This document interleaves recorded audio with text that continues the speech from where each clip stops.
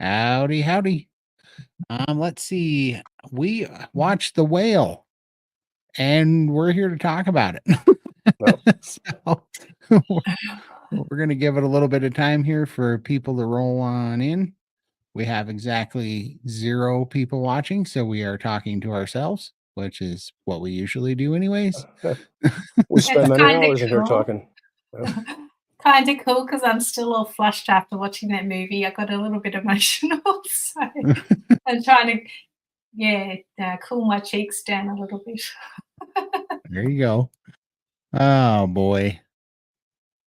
We got a big day tomorrow too for anybody that's out there because we're going to have a whole bunch of live stream hours. We got two video calls at SBG and we got 2 lives tomorrow. Howdy, Paul. hey, How Paul. are you? Hi, We Paul. were, for everybody that's just pulling in, well, this was just kind of an impromptu live. We just watched The Whale together because we'd all seen it a little bit and we wanted to watch it together and kind of do a review on the movie The Whale and what we think is we can relate to and what we think is Hollywood stereotyping that's not necessary or is being propagandized or whatever from big food. So, but yeah, we'll let some people get in here. I think we resonated Hey, with Robin. you quite a bit. Hi, Appreciate you coming Robin. in. Hi, Linda. Hi, Linda. Hi. Let's see. Hello, we're just going to give it some time, let some people roll in here, and then we're going to get into it. For those of you just hopping in, me and Michael and Lindy all watched the movie The Whale together, and we decided to do a quick review on it and what we think is relatable and what we thought was kind of stereotyping obesity. So Yeah, still need to cool my cheeks down. Got a bit emotional. And let this be your trigger warning. We are going to talk about The Whale. So if you haven't seen it, you better skip this live if you don't. Spoiler alert. Yeah, spoiler alert for sure. I appreciate Robin. Love your stuff. Everybody go check out Robin's channel too. She's got an awesome channel. Yeah, feel free to pop your link in the comments so people can find you. Absolutely. We're just gonna give it a little bit of time here. People are rolling in.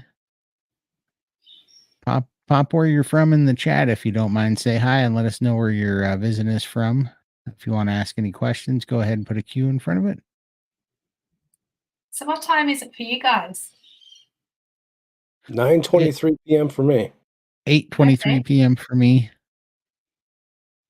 Yeah, 2:25 p.m. for me. Sunday. Right on. How did you get 2 minutes off? No, it's funny. Maybe it'll change if I put my glasses on. Hang on. No, 2:23. I was right. So there you go. We got some people rolling in again. If you guys are just rolling in, we just all watched the movie The Whale and we decided to talk about it. So we're going to get going after some people get in here. And until then, while people are rolling in, feel free to ask any questions in the chat and pop where you're coming in from Kentucky. Right on. Let's see. I still haven't printed my map off, so I can figure out where you're located. I'm going to have to do that. From Northern Ontario, it's 10:23 p.m. Thank you for joining us so late. Hey, how are you? Is that Kentucky? KY? Yep. Kentucky? Yep, from Western Kentucky. Yep. Let's see. Michigan. There we go. Michiganian. Wisconsin. Oh, Wisconsin. Cheeseheads. Upstate. South Carolina. South Carolina. Hi, Susan. Hi, Bypass. Yeah. Howdy, howdy. Let's see here. Belleville, Illinois. I'm pretty close to Michael. Yep, Southern. Did you guys do the plank off today? Was that today? Who won the plank off? I got to know who won the plank off. I love all this Illinois. It sounds like a cool name, cool town. I love all the names. No worries, Paul. Not a problem. Don't want to spoil it for you. Exactly. Can always come back and watch later. For sure. Thanks, Paul. We'll see you, man. Hi, Susan. Bye.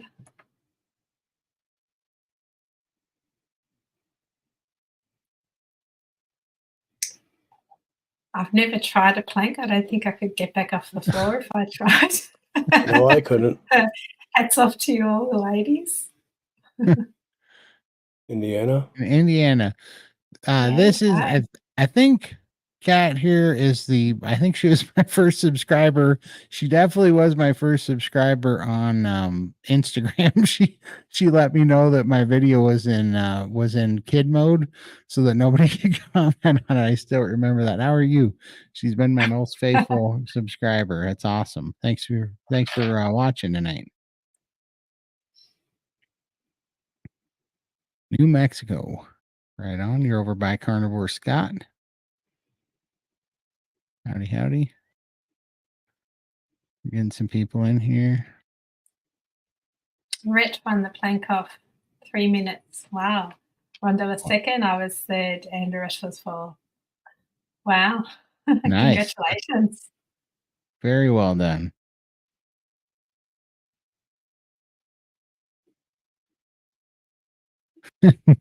No worries. We appreciate you. All right. We got some people coming in. So, yeah. So, we watched The Whale together, me and Michael and Lindy. So this is your spoiler alert. We are going to be talking about The Whale. So if you haven't seen it, you might want to plug your ears, but we're going to be talking about that, and we're going to be going through kind of what we thought was very relatable and real, and what we thought was kind of Hollywood stereotype that we'd like to kind of break down, shine some light on. So I guess we're just kind of waiting for a couple more people to get in here. Kind of give it maybe another 2 minutes and we'll get going. If you guys are hopping in now, pop in the chat where you're from and feel free to ask any questions. Yeah, I haven't watched it yet, but heard about it some. Yes. Sorry to spoil it for you. What streaming service? I got it you can rent it on YouTube, or there's Yeah, it's all up in a those. bunch of them. Amazon has it. Paramount Plus has it. Yeah. Yeah.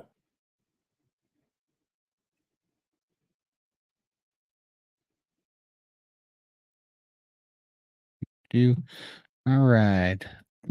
People are coming in. If you're just getting into the chat, just letting you know, we're just letting some people roll in here, and then we're gonna kind of start our review on the movie The Whale. We all just watched it, and we are going to tell you what we think is kind of stereotype and what we related with.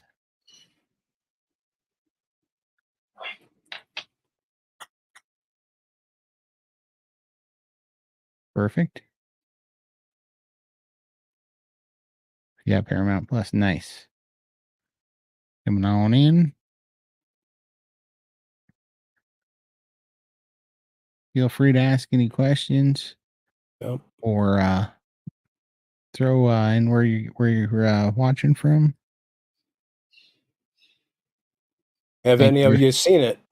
Thank you very much. Yeah, have anybody that's seen The Whale, throw in the comments what you thought of it.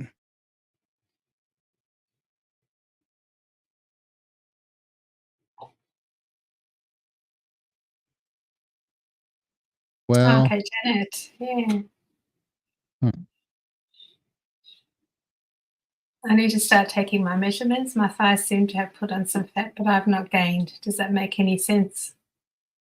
just a composition change, I guess. I mean, Yeah. yeah, Yeah. and your body's just always changing. Um, Healing, probably. yeah, yeah. I just hang in there and just trust the process. Your body knows what it's doing, and Yeah, and, yeah, and you might think that it's fat because it's jiggly or something, but I'll tell you what, Fluid. that's a good thing when it starts getting soft. That's when the fat's starting to break down. See, what people don't understand is that when you're have a lot of body fat for a long period of time, and then you start to lose it, your body just doesn't take and make it an empty fat cell. It actually fills it up with water. And so as it's pulling fat out, it's replacing it with water, and it gets extra soft and jiggly. And then you have what's called the whooshing later, like 3 weeks down the road, where you basically pee all the extra fluid out of those fat cells, and then you finally get the full benefit of it. So sometimes it'll seem like you're, you know, like like you're gaining fat or something's puddling up in a different spot or getting all jello-y, but that's actually a good sign. If fat's going from being real hard and kind of stiff to being squishy like a water balloon, it's a good thing, I've found. yeah, we've got plenty of that happening right now. That's a fact. Thank you, Robin. That's good because we are about to blow the lid off of that. For anybody that's just coming in, we are about to get going on a review on the movie The Whale. We all just watched it, and we wanted to talk about the things that we think are kind of some negative stereotypes that we'd like to shine some light on, and also things that we related with. So we're going to be going here any second. We're just letting some people come in. Howdy, howdy, Apex. We used to watch a lot of TV with my Italian nonna, and she'd be sitting there and she's going, "Oh, look at this. This is what happens." And she'd tell us before we'd even seen it. We're like, "Nonna, please don't tell us." She was always spoiling all the films that we were watching. That's funny. All right. Well, I think we'll get going. So we just watched The Whale. And for anybody that hasn't seen it, that's a movie that's starring Brandon Fraser that has a very large obese guy in it that's kind of housebound. Um, I don't know what he weighs in the movie, but it looks like they're trying to portray him as, 600-700 pounds in that range. Um, and there's political things about it and religious things about it that I'm not going to really even dive into because to each their own on those things. But I just wanted to speak of kind of the health aspect, the obesity aspect and how that was portrayed in the movie. And because certain things hit close to home and certain things annoyed me about it because I didn't think that it was I felt that it was a stereotypical Hollywood representation of what obesity looks like when and that's something I kind of got a pet peeve with. Kind of we hit on this the other night and we got a lot of feedback. It was just off the cuff, but we got a lot of feedback where it was striking a nerve because a lot of people feel the same way. So we wanted to dive in a little bit deeper and go through those things and kind of start at the top. So and then when we were going through that, we also found things that we were all relating with on, and it was kind of funny because it was like the things that we related with, we all related with on, and the things that we found annoying and stereotypical and kind of kind of BS. To be honest with you, we not necessarily BS for everybody, but BS in our positions. Like we were all kind of in the same accord as far as our opinions of everything went. And I found that interesting, because nobody here is afraid to have their own opinion in this group, but they really did align pretty well. So we just wanted to kind of go over it. And one of the first things that we were looking at was um, that we resonated in the movie. Um, yeah, plug your ears if you don't want a if you don't want a spoiler alert or spoiler, because this is your spoiler alert. Um, but yes, one of the things that we all kind of related to the movie one was work. So he's very he dumps himself into his work, and he's finding he's finding value in himself, and he's uh really pouring himself into his work because I found that to be true too. I felt dehumanized, personally, couldn't do things physically, felt inadequate, um, didn't like what I was able to do physically, kind of withdrawn, stayed in the house, stayed out of crowds and away from people. But I would pour myself into my work I try to be, try to do as much as I could with work because I just felt like if I was valuable at work, then that gave me a point to be in here. If I had to have one thing that gave me value, or else there's just a net negative, and there's no sense in staying here in that condition. I was just going to be a drain on something, or family, whatever. So definitely did, which is kind of, I like that they put that in the movie because they could very easily. There's kind of a stigma too that all big people are just not at work, and don't get me wrong, there's people that have gotten to a size where they just can't work, and their skill set wasn't something that they could do from home. I was lucky enough that my skill set was something that I could do from home.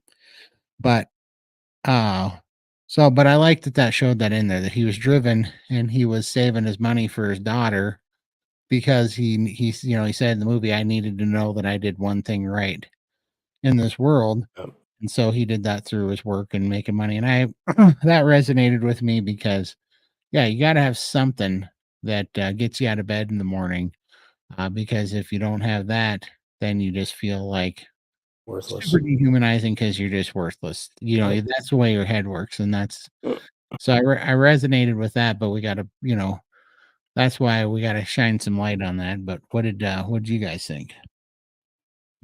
Yeah, well, I worked since leaving school. I've been in admin and always in an office. And up until about 12 years ago, it just all got too hard. I couldn't drive very well because I couldn't fit behind the steering wheel, and couldn't climb stairs. Just going for meetings and things like that just became really difficult to the point where I thought, I can't do this anymore. I have to leave. And I was working from home as well, doing sort of odd jobs, and I just continued to do that from home for the yeah, and I'm still doing that now. I've been working from home sort of the last 12 years. All of my work is email based. So, like Charlie, Brendan Fraser in the movie, his character, he did teaching online courses for university or whatever, turned his camera off. So the students didn't see him. He was just talking. He was very passionate about his work. As Todd was saying, it gave him purpose. It was important to him. His life was in shambles, but this is something that was important to him. He was making a difference in it. And that's how I felt as well. I used to manage a bunch of writers, and everything was email based. If there were meetings online, I would say my camera was broken. They'd hear a very, confident person, but they couldn't see me. They couldn't see the disaster behind the screen. So they thought I was a pretty cool. Most of my clients were in the US, so having the Aussie accent, I sound quite young. I can only imagine what they thought I looked like. But work grounded me. It gave me a purpose, a reason to get up every morning. It kept me distracted from my life. I hated my life. I still am grieving the loss of my mum, and that's been about 13 years now. And I still miss it a bit and constantly think about that. So throwing myself into work kind of distracted me from everything that I hated about myself and my life. So I did resonate with him, with the character quite, a lot in that movie. So yeah, that's my take. Absolutely. Yeah. Um,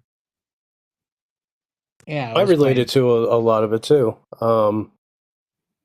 You know, gonna lose myself here now.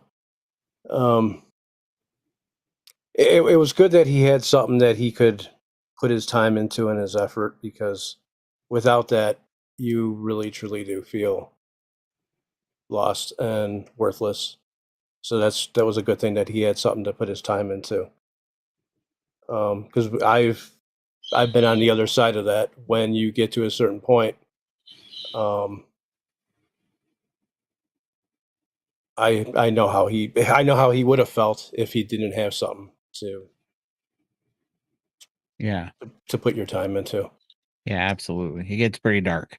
It gets dark if you're stuck in all the things that you can't do versus making value out of what you can do and kind of excelling in that area, you know. Good place to Mm.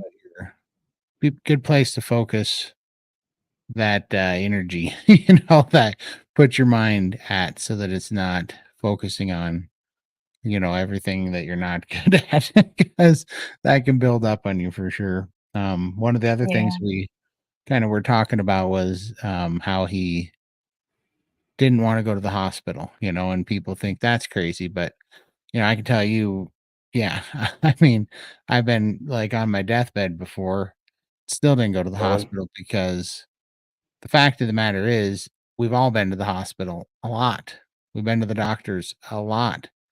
And the doctors are like, you know, you're fat, right? You know, not, I mean, not exactly in those so many words, but you know, you're heavy, you're sick, you got these problems. So you can go in there and they'll pump fluid off you, or they'll give you an IV, or they'll give you a blood pressure medication, but it's just a short-term solution. But you always go home with the same problem and the same inevitability looming over you. And so you're always looking, you know, it doesn't take long to figure out that this isn't yeah, it's not worth it. Like it's not a net positive to go to the hospital most of the time. Like it could save your life for sure, but unless you have a real game plan, it's always very temporary when you're that size to go to the hospital. And it's so hard when you're that big to get to the hospital. It's so hard to let people see you at the hospital. uh, It's so degrading to get into the ambulance or to get to the hospital, to get out of the hospital, you know, or just to wait in the nothing. waiting room. Yeah, nothing. I Mm. mean, no, if you get a room, you can't wait in the waiting room. They got, you know, for me, I was so big they had to put me on a stretcher. Yep. And so you'd sit there and you'd wait for a room, nothing fits you, nothing was built for you, you know, like yeah, it was just super uncomfortable, degrading. You didn't want people to see you. You'd have to get stuck. I mean, it was misery the whole time. And when you got back home, it had basically like reset the calendar for about 5 days. Whatever your immediate problem was, seemed like it put you just before that, you know.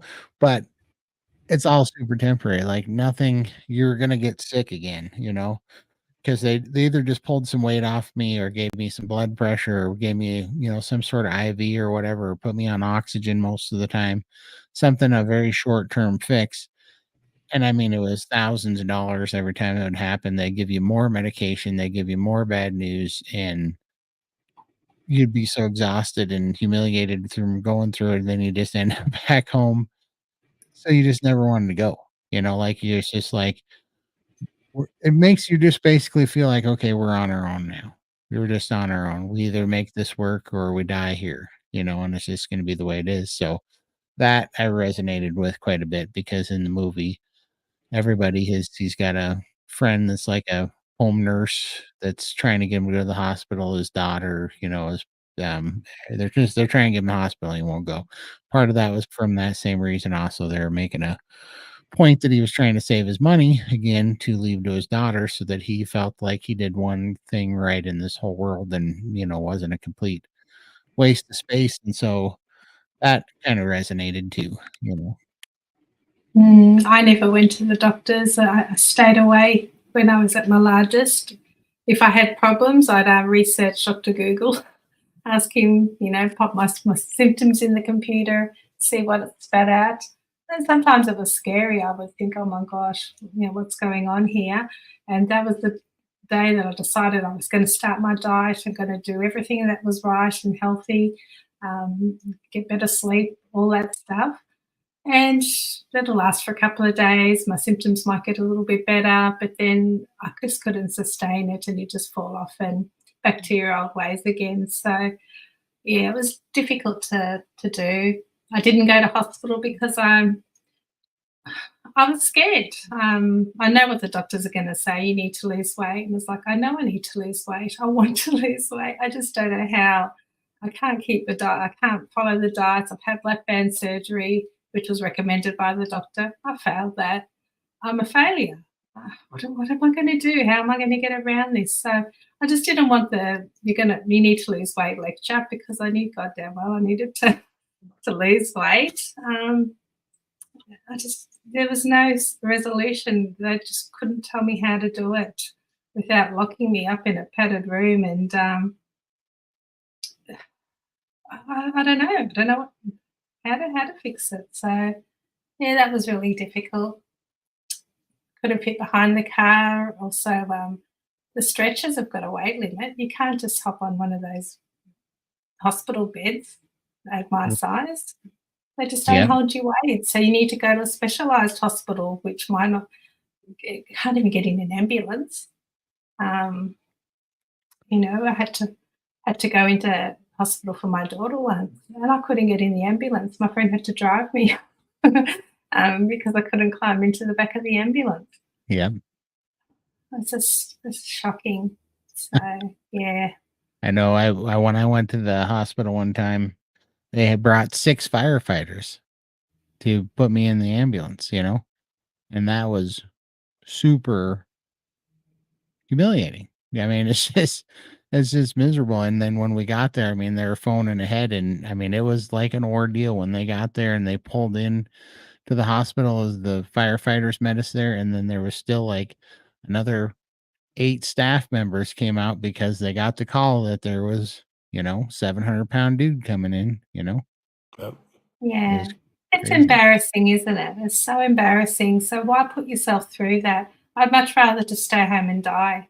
And then everyone can just, she's gone now. We don't have to worry about mum anymore, or Lindy, Right. and then I'd be at peace because I wouldn't have to feel like I was a failure, that I was letting everyone down. It's an awful place to be. Yeah. It's a terrible one. And that's exactly how it feels. And then everybody's like, I don't know why you wouldn't just go to the hospital. Like, I know it doesn't make sense to you, and I get it because you can't see it from where you're at. But trust me, like that did hit pretty hard in the whale because I was like, yeah, I I know exactly why he's not going to the hospital. I mean, it just makes sense, and again, the people that are around us, they want us to go to the hospital because they're scared, and they're just reaching out, and that it says a lot, about kind of that relationship there. That mindset, it's really hard to break. Yeah. Absolutely. I never wanted to go. I didn't have insurance, so I tried to stay out of the hospital as much as I could. Yeah. Yeah, that's another thing. I mean, it can just ruin you, Yep. But yeah, let's see here. What was the other things?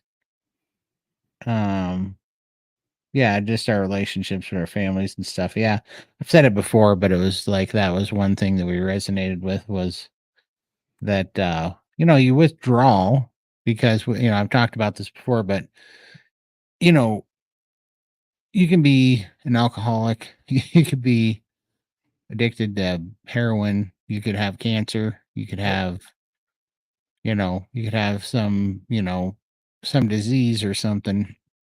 But every time you see somebody, it's not always going to be about that, you know. Maybe if you're in a wheelchair, I would think that being obese and being in, like a wheelchair kind of similar. I'm not saying that they're the exact same struggle, but where it's always on the outside, like everybody can see it, you know?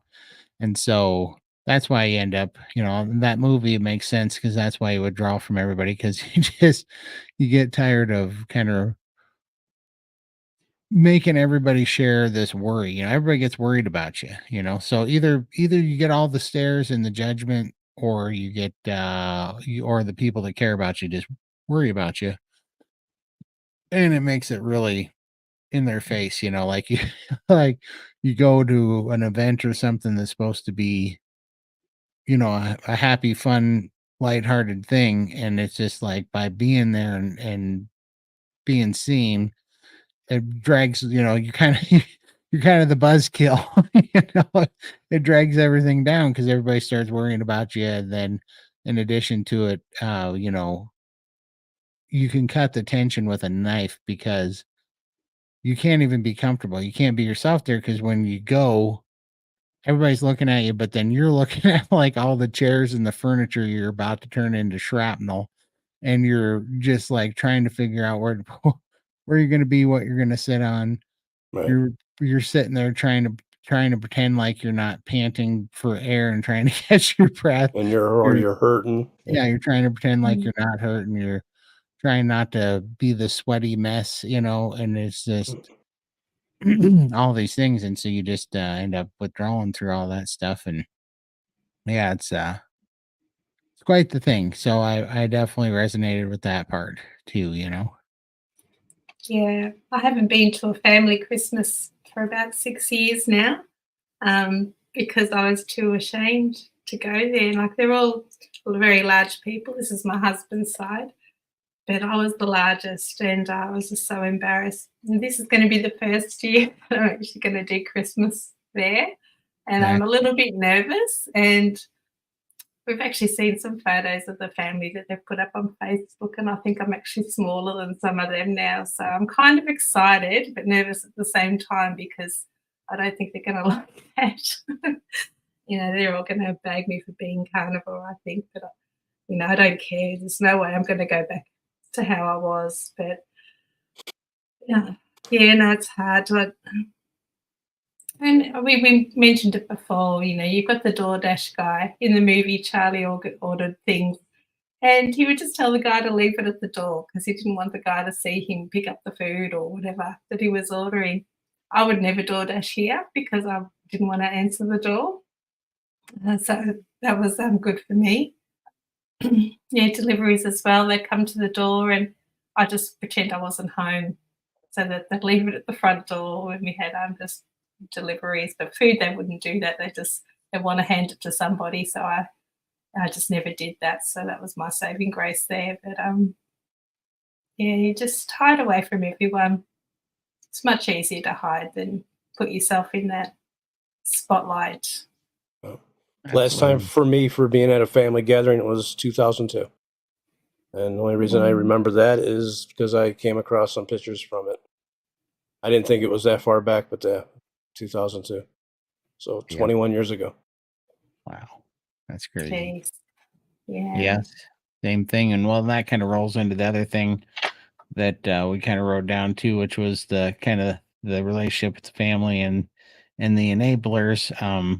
I didn't have any enablers because we were all enabling each other because my whole family ate like crap, like we were all addicted to sugar. So, the idea of being an enabler is like to me it's like somebody that knows better and they're just making you, enabling your problem. Well, shoot, my my mom, like everybody in my family had a sugar addiction, so we were all enabling each other really if you look at it that way. But um what was interesting was you know then the enabling that would happen would always be like somebody else making an excuse for like if somebody was brave one day and wanted to start a diet, the other one would tell them, would kind of enable them as far as excuses on why, oh, next week's not good for you. Yeah, you don't need to start that diet. Oh, it'll probably come off. Maybe just a little thing. I do remember some dumb conversations that was going on there, but I did So when I saw, I don't have much to say about the enabler part, but when I saw in the movie his nurse gal that was bringing him, sub sandwiches and everything, that was kind of interesting, because I know there are some people like that, and I did wonder, even myself, I was like, why is his nurse bringing him sub sandwiches? I was thinking Oh, the about, bucket of KFC, yeah, wasn't it?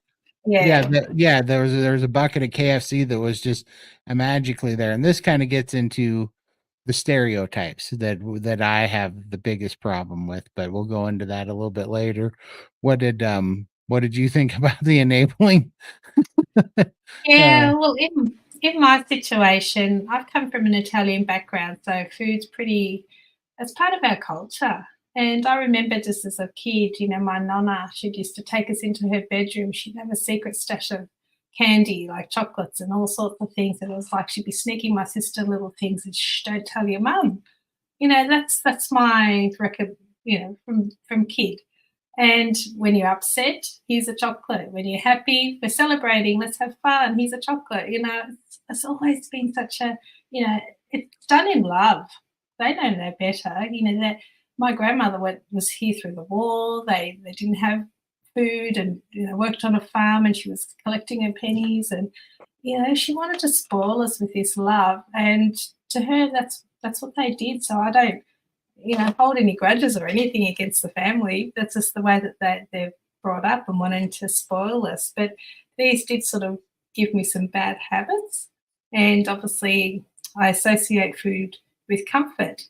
So when things go wrong, just have something that'll make the pain go away for, as long as you're eating it. Then the pain's always there again when you finish, but you don't even think about that. So that's been a very difficult habit to break, which thankfully now I'm over that and I'm not using food for comfort anymore or using that to dampen my feelings. I'm actually dealing with things, and I think I can only do that because of this carnivore diet. It's sort of given me that food freedom, and the cravings are all gone. Enabling, yeah, I guess my husband and my girls, they would see that I was down and out and depressed, mainly because I felt like I was a disappointment to them. They're like, oh, let's go out. And I'm like, how can I go out? I can't walk anywhere. I get to the car and if we park far away from the front door or wherever we're going, I can't walk. I just wanted to stay home and, I was worried about people and they'd feel sorry for me. So we'd order something out and we'd all eat together. And it wasn't always the best options, but they're like, "Oh, mum, have this, have that," and again, out of love, that's our custom. They've grown up with it too, unfortunately. Now it's all different. They all understand how I am, and food is not even an option anymore. We actually go out and we'll do things because I can now, or we just replace that food. So that's been really good. But yeah, it did break my heart seeing that in the movie. And enablers, yeah, they're doing it because they love you. They know it's the wrong thing to do. Yeah. They know that feeding you this food is wrong, but they don't want to see you unhappy as well. So they're frustrated. They feel hopeless. They want to help you, but they don't know how to. And when it comes down to the crunch, it's us that needs to make that decision. We need to help ourselves first, and then until we're ready to do something about it and figure it out, I don't think our family and friends can really say or do anything. So it puts them in a tough position. Absolutely. Yeah. You know, yeah, that did remind me of a few things too, because and when we were growing up, things were stressful. We were poor. So we always had like money stress and, work stress and health stress and all these, it's just things that everybody works with. Um, but we did use food to, to get in a break from that. I remember on the weekends, that was the thing to look forward to, was every weekend was movie night, ice cream, and frozen pizza. That was our big thing. And so like our only escape from our only escape treat type thing from stress and, the reality was always food too. So that's why I said I never felt like anybody was enabling, me Right. specifically. It's just how we all coped. We all coped the Yeah, exact same way. It's the same stress relief for everybody. Yeah. So Yeah, yeah, food is a big part in everybody's life. It's, any kind of a gathering, you're going to have food sitting there. That's how my family was. My mom was yeah. a great cook. My grandma was a great cook. And so every gathering that you would have, everybody would start bringing food out to the table, and so Yep. and Absolutely. with this, sorry, that comment that you just passed, Diane. Oh, yeah. Yeah, All right. about 600 pound life.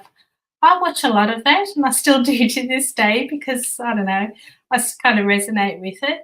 But I was never one of those people to tell my family or make them feel guilty into bringing me food. So I think pretty much every episode you can see those people abusing their family members and making them guilting them into bringing the food. Um, and I don't like that blanket sort of look because it's not everybody. I was definitely not one of those people. I mean, you could ask my husband, my kids. I never once said, buy me something, um, because I was embarrassed. I didn't want I just didn't, and I knew I shouldn't be having that kind of stuff. So if anything was bought in, it was because they bought it because they wanted to.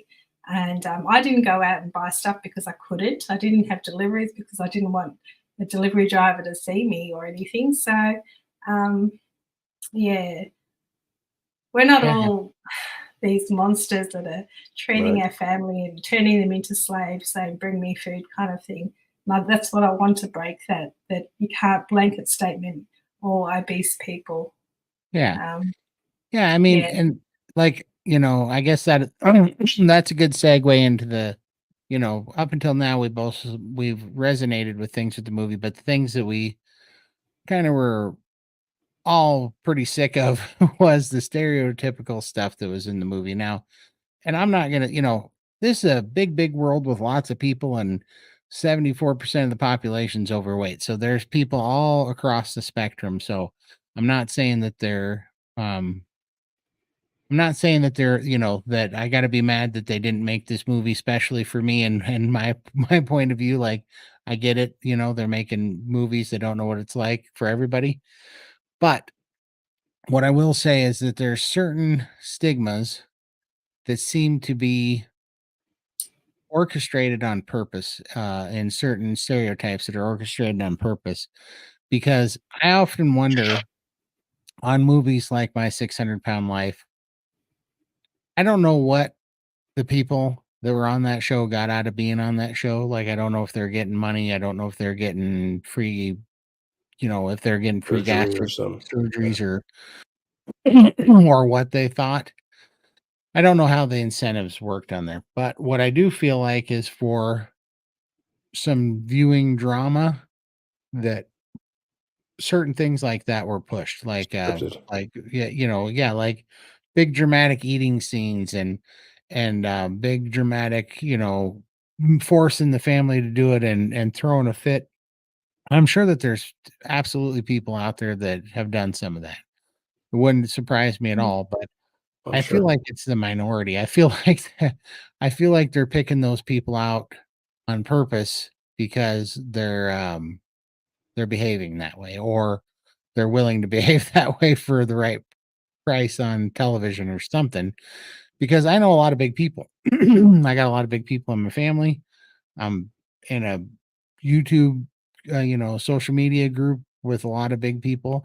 And I don't know anybody that has those stories that did that, especially with in the when it comes to the eating in the whale. There's a scene where he opens up his desk drawer and he's got like this box of like 12 full size Milky Way bars, and he's, shoving them down his throat. And then, the bucket of chicken that appears out of nowhere. And I mean, he's just eating a whole bucket of, KFC chicken. And it's like, and then he orders up 2 pizzas and he literally eats them and starts putting stuff on them from the refrigerator. And then he goes to his counter and he starts making like, I don't know, it looked like jelly and potato chip sandwiches or something and eating it until he made himself puke, you know? And he was just doing this and going after it. And I was just watching that thinking, you know, I don't know anybody that's ever done that. Like, right, personally, myself, I got so big so quickly.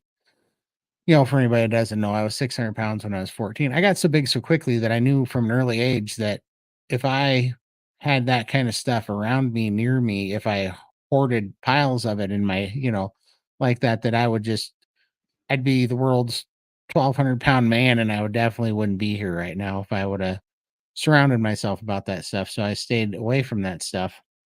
But so it occurs to me that this stigmatism or this stigma and this stereotype is built for the same reason that the calorie in, calorie out you know, stereotype is built, and for the same reason that, you know, the food pyramid was built, and it is to put all the blame back on people, um that it's our fault. It's not the food's fault. It's not the fact that the, you know, that the food environment has been so manipulated and changed by big food and big pharma and big chemical. It is our fault. We all got slothful and lazy and gluttonous all at the same time. And you know, 74% of the earth all did it at the same time. Well, you, because you listen to people and you talk, you know, you've seen this uptick in uh you've seen this uptick in social media influencers that are fat positivity people, where they put this message up that you know, being big is beautiful and being fat, you know, like morbidly obese is beautiful and healthy, and it's okay, and you got to love it and you got to accept it, and people need to, you know, like it's what were they saying? It was misogynist and uh like bigoted to believe in and working out and feeling healthy and like looking good. Like all of a sudden they're attacking a healthy lifestyle, they're attacking dieting, they're attacking carnivore and even other diets and working out. They're attacking all of it as if you do that, it's like hate, you know, like hate speech to overweight people or something.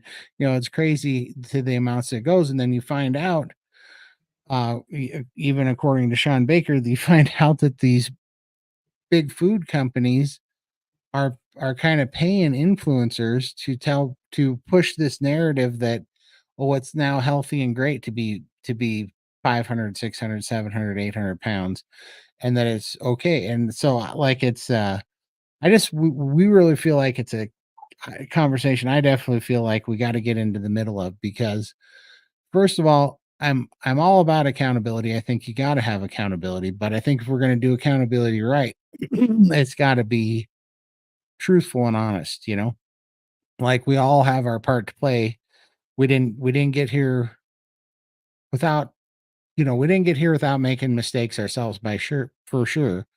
But also at the same time, this system that's out there in our food environments is stacked against us. And so I think we just need to shine a light on the fact that this stigma of you only get to 600, 700, 800 pounds if you have endless buckets of Kentucky Fried Chicken in your house, and you order 2 large pizzas every night, and you have a desk drawer of 3 Musketeer Milky Ways and whatever's that you can't stop eating all day. You know, if I would have done that, I would have, first of all, I would not be here right now. And second of all, I would have probably hit 1,200 pounds before I went, because it's not like that. And the biggest reason that I don't like that that stereotype is out there is because it doesn't show how dangerous it is, where you really can get hooked on sugar innocently without these big dramatic swings and behaviors that are so apparent and obvious. It can incrementally build up on you, and you can become an addict and just do it with, you know, just a normal, what we would have considered normal food, you know, sodas and you know, pastas and a little bit of pizza. Like it can really build up on you. You don't have to be doing this crazy stuff. It's really easy to drink, you know, 4,000 calories a day with your food. It's not that hard. It's not this big in your face dramatic thing that's always in Hollywood. So that's kind of one thing we wanted to bring up. Mm. I don't know where to go from there. Yeah, so many things going through my mind. I just don't know where to start trying to sort it all. Yeah, it's opened a lot of old emotions that I've kind of sort of hidden. I just don't want to think about that time of my life anymore. So I just want to move forward. And all of this has brought a lot back to the surface, which has been difficult. And it just breaks my heart because I really, truly felt that I was broken. You know, I knew I was overweight, I had to lose it, and I just didn't know how. It was just so difficult, and I just wanted to give up and die. It was like I just used to go to bed every night thinking, you know, this is too hard. I don't want to live like this. I hope I don't wake up in the morning. That's just how I felt pretty much every day for a couple of years. Um, I had given up. So, yeah, it just breaks my heart knowing that there's people out there that are feeling that way right now that want help but just don't know how to do it. And I just hope that our videos reach those people to show them that they can crawl out of that hole if they just give it a try. And that's what we're hoping these videos will do. Yep. So, All three of us were at that point at one time, and we've come out of that hole that we were all stuck in. yeah, and we're still in our journey. We've all got a long way to go still, Oh yeah, you know, but we're confident we can do it. We're trusting the process. It's been fantastic for us so far. It can be done. It can be done. and everything else that we've tried never worked before, and this Mm. is working great. Yep, absolutely. I found a picture of me from when I was 24. If you've heard me talking before about how I went 17 months without eating, I found that picture. I had one picture, and I was looking at that picture, and I had built some muscle in that picture, but I just remember thinking about how miserable I was in that picture compared to now, and how the weight the weight didn't losing the weight did not fix all the health problems. I feel better now. I was looking at that picture, and I looked fairly strong and lean. I mean, for me lean, I definitely wasn't lean, but for me lean, in that picture. And I was just remembering how my oxygen in that picture was still 88% oxygen saturation. I still couldn't breathe. That guy in that picture was still having asthma attacks. That guy in that picture was addicted to gambling because I had no, what I realize now, I had no adrenal function. Like I was the only way I felt alive or had any energy back then was I was like doing like gambling and stuff and doing stupid things. That guy in that picture was suicidally depressed and had crippling anxiety. I mean, I was just looking at that picture, and from the outside, I look healthier in that picture, but it was such a cheap health, like I had focused on starving to death, like the world says to do, to get down to a certain weight. And so I had only focused on the symptom of losing the weight, and everything else suffered from it. It was not sustainable. I was suicidally depressed. I started breaking stuff. I tore my rotator cuff on my right shoulder. I had knee surgery on my right knee that year.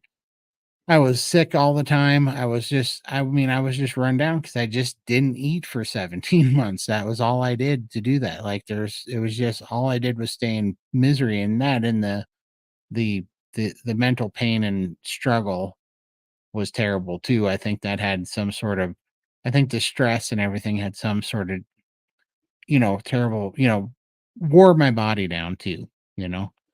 So yeah, I look back at that stuff and and it just remind me what you're saying there about kind of the kind of our how we relate to those things when we thought back. I remembered it's funny that I can look at that picture and think I look better and then remember how I felt in that picture and I was so much worse. It's just crazy And so, yeah, this is really giving us the freedom. I know I feel free. I feel like I'm so much healthier now, even though um let's see, I'm 130 pounds heavier than now than I was in that picture. I am exponentially healthier uh by far right now than I was in that picture. It's crazy to see. Hey Graham. But you were just saying the other day that you were getting on the floor and rolling around with your dog and Yep. playing. I just did it again today. Was playing with Cosette. We gave her a bath and she was pouting. She was all mad.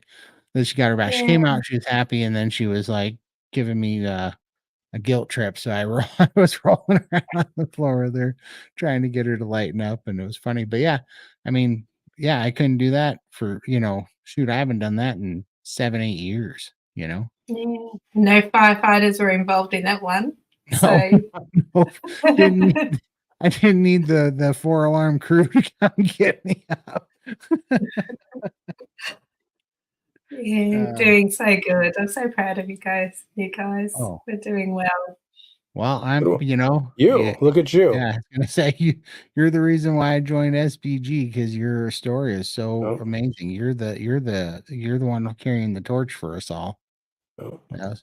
No, we all are. We all are. Everyone's got their journeys. They're all special. You've got things to fix and weight to lose, and we're all kicking goals here. So yeah, good on Carnivore. It is. Yeah, we've all got this. Yeah. We do. that's And the funny thing is we know it, you know? Like when I was looking at that guy in that picture, I was thinking back how that guy, when I was taking that picture, I knew in that picture that that was not sustainable. I knew that what I was doing, like that I was going to fail. You know what I mean? Like I knew that I could not sustain what I was doing there. And I just was sitting there looking back on it thinking, you know, with the difference between back then and now, because now, when I'm doing this, I know without a shadow of a doubt that I'm not going to have a problem ever again with carbs because I'm so free from it. And that the weight's just a matter of time. Before, it was always this emergency to get the weight off because I was slipping, like I knew I wasn't going to be able to keep this up. Whatever I was doing to lose the weight, I couldn't hold on much longer. It always felt like I was always telling myself a day at a time because it was going to come off the rails. And now I don't think about any of it because it's all behind me. It really is behind me. Now the weight is just an inevitable thing that's going to keep coming off, until I get to where I need to be because the diet aspect is settled. The health aspect is settled. I'm just now nourishing my body and everything's healing. And it's just a matter of time. Yeah. Well, I started a carnivore diet to lose weight. That was my ultimate goal. Now I'm still going. I'm down to 290 pounds this morning. And it's like, I don't care. Like my body will just fall wherever it wants to. I don't have a goal weight. It's just trusting the process and it'll land where it's healthy. But the healing that I have got that's my goal now. I just want to optimize my health and keep feeling amazing. So yeah, my focus is just totally off the weight loss now. That'll just Right. happen. That's like the cherry on top. But I've got my life back. I've got confidence. I mean, little old me would never be on YouTube sharing my story. So oh, yeah, that carnival confidence, the calm that I've got now. If things go wrong, I don't automatically turn to food to drown my sorrows, and I can sit back and I'm like, okay, this has gone wrong. What are my options? I have a clear head that I can actually sit back and assess my life and make well-informed decisions. I could not do that before. Like there was no options for me. It was just doom and gloom all the time. And oh. Right. that freedom is just a game changer. I just love it. Yep. Oh, it absolutely is, Yeah. man. Usually month 4 and I'm in 4.5 months now, and it's usually when I'm struggling the most on any diet I ever been on before, and start Mm. introducing the old foods easy. I could treat myself, and it's not happening this time. Yeah. No. Just feeling strong. Yeah. But it was hard, wasn't it, when he started those getting over those cravings and things. It's like it hasn't been an easy journey, No, it's not. but It wasn't easy. No. yeah, I'm coming up to my 2-year anniversary, and I'm really feeling strong now.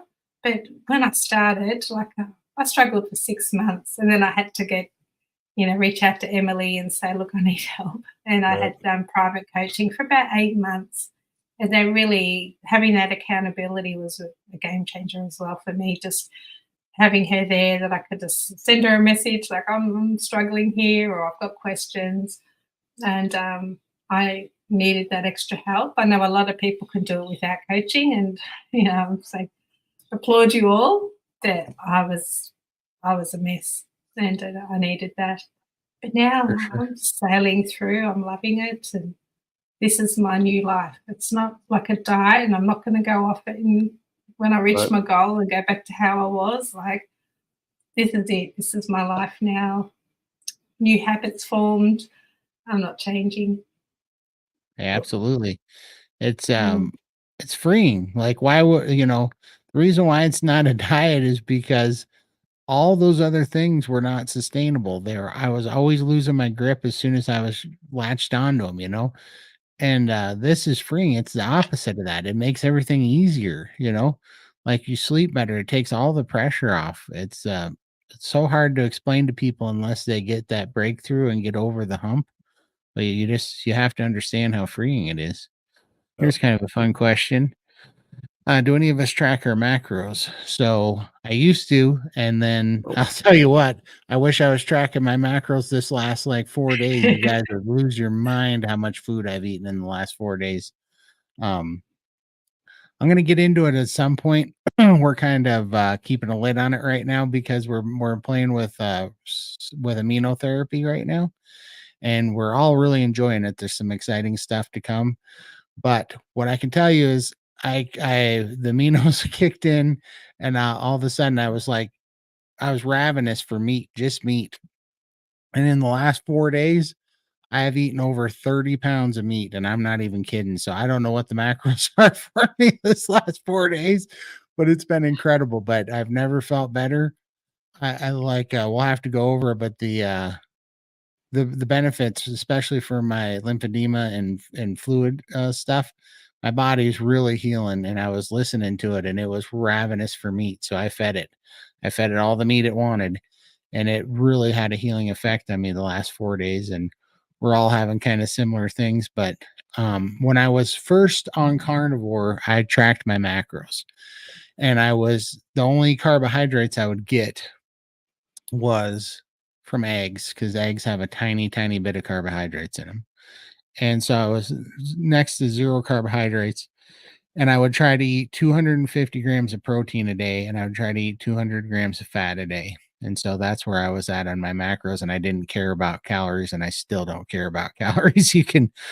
I could care less. And but nowadays, no, I've my diet's so clean now, and I'm so good at being able to hear what my body wants. I just listen to it. If it wants steak, I feed it steak. If it wants to fast, I fast. And that's basically all I do. And I let it take the wheel, and it's driving everything now. So Mhm.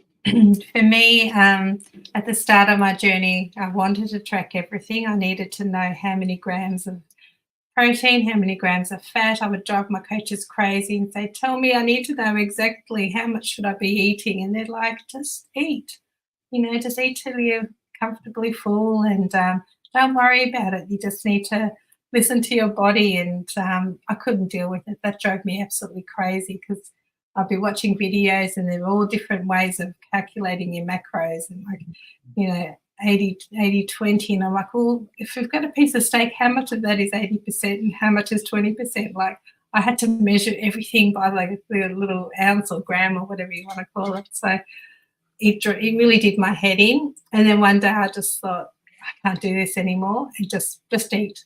And I listened to what my coaches said. I just ate the meat. If I had egg yolks, like I had a couple of egg yolks here and there, a bit of salmon. I don't measure. When I'm full, I just stop, put the rest in the fridge, and have it later for my next meal. So, and that the keeping it simple has been what worked for me, because I was stressed all the time trying to think, I just wanted to know. And I guess it's probably the old mentality where you track your calories, you've got to track everything. And I had to break that mentality. And it's the best thing that I ever did. Yeah. So no tracking for me. Absolutely. Yeah, I don't track nothing. I think that's the old way of thinking for diets is Yeah. doing that. This, we don't do it with it. Yeah. I mean, Yeah. I think I think that there's a point to it at first, just for analytical reasons, so that you can help guide yourself into ketosis better, and so that you can pay attention. But this is why I really just think that it's best to just strip your diet down really, really, really clean and lean and simple. And then you can build stuff back up into it. But because then you can make sure that you're in ketosis. But so at first it's helpful to make sure that you're getting enough fat, because you're not fat adapt yet and your body's not good at using your own fat yet. But and you'll know when you're there. You'll know when you get into ketosis easy. You know that when you're just kind of purring and your body's running off its own fuel. You'll know when you're there. You can just stop all that nonsense. You can just listen to your body, and it'll be like, hey, guess what? Today we're eating a whole lot of meat. So get the meat out, and you'll just wake up and you'll just know that that's what you're doing today. And then the next day you're just be like, oh, I can just tell. I mean, I can usually tell by 8 o'clock in the morning whether I'm going to eat a bunch of meat today or whether I'm not going to eat it all today. Like sometimes my body wants to fast. Sometimes it sometimes it wants to set some records on how many pounds of beef we can put down. But it just becomes I think I would be slowing things down if I tried to use my brain to figure out what my body wanted that day instead of listening to it. Like if I was like, "Hey, body, we have a macro schedule to go Right. to adhere to today," my body would be like, to kick rocks. We're doing, like, and it should, like, we should just listen to our body when we can trust it. But don't listen to your body if you haven't kicked the carb cravings yet, because it'll never be true Mess that you you up. need to eat 2 pizzas. Like if your body's telling you to eat pizza and cheesecake, that's the addict. All right, you got a little, that's like your crackhead personality. So don't listen Oh, to that guy. But once you break through and you're no longer an addict, then you can start listening to your body, and it'll be true to you. oh. Question for Lindy. Oh, what color is that nail polish? That is an amazing color. That's number 284. I don't know. SNS. I have no idea. I just know the color code. So yeah, I can find out for you next time I go. Thank Yeah. you. Sim, I don't track anything, just eat 0 carbs. Yeah. Easiest Right. way. Because weight has become a second thought. Exactly. Okay, here we go. That's great, Susan. Yeah. Yeah. That's awesome. Let's see here. Doom to doom to doom. Just kind of going through the comments here. Oh, here we go. Got a question. How do you get your fat high enough? Oh, butter. so butter's a great way. And so I'm right here with you. When I was a kid, I didn't even like the only butter I would have is if it was melted on bread, right? And if it was ever clumpy at all or cold.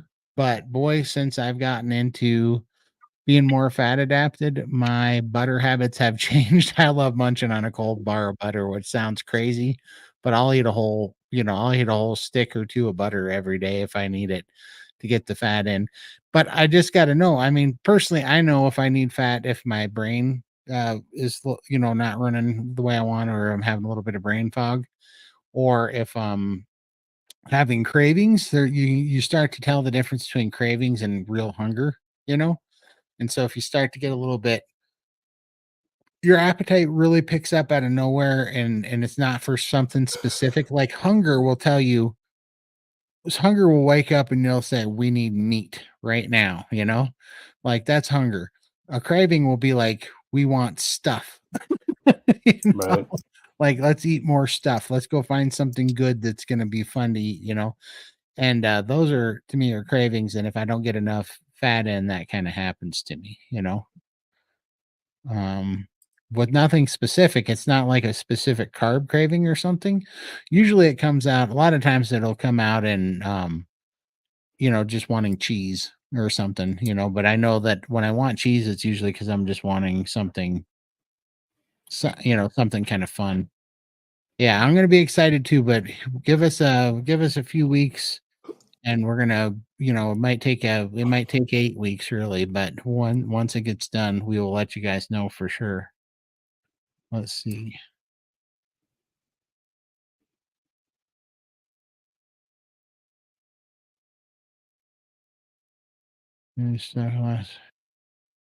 Just going through this. Do you have a So lot of do you have a lot of butter, Michael?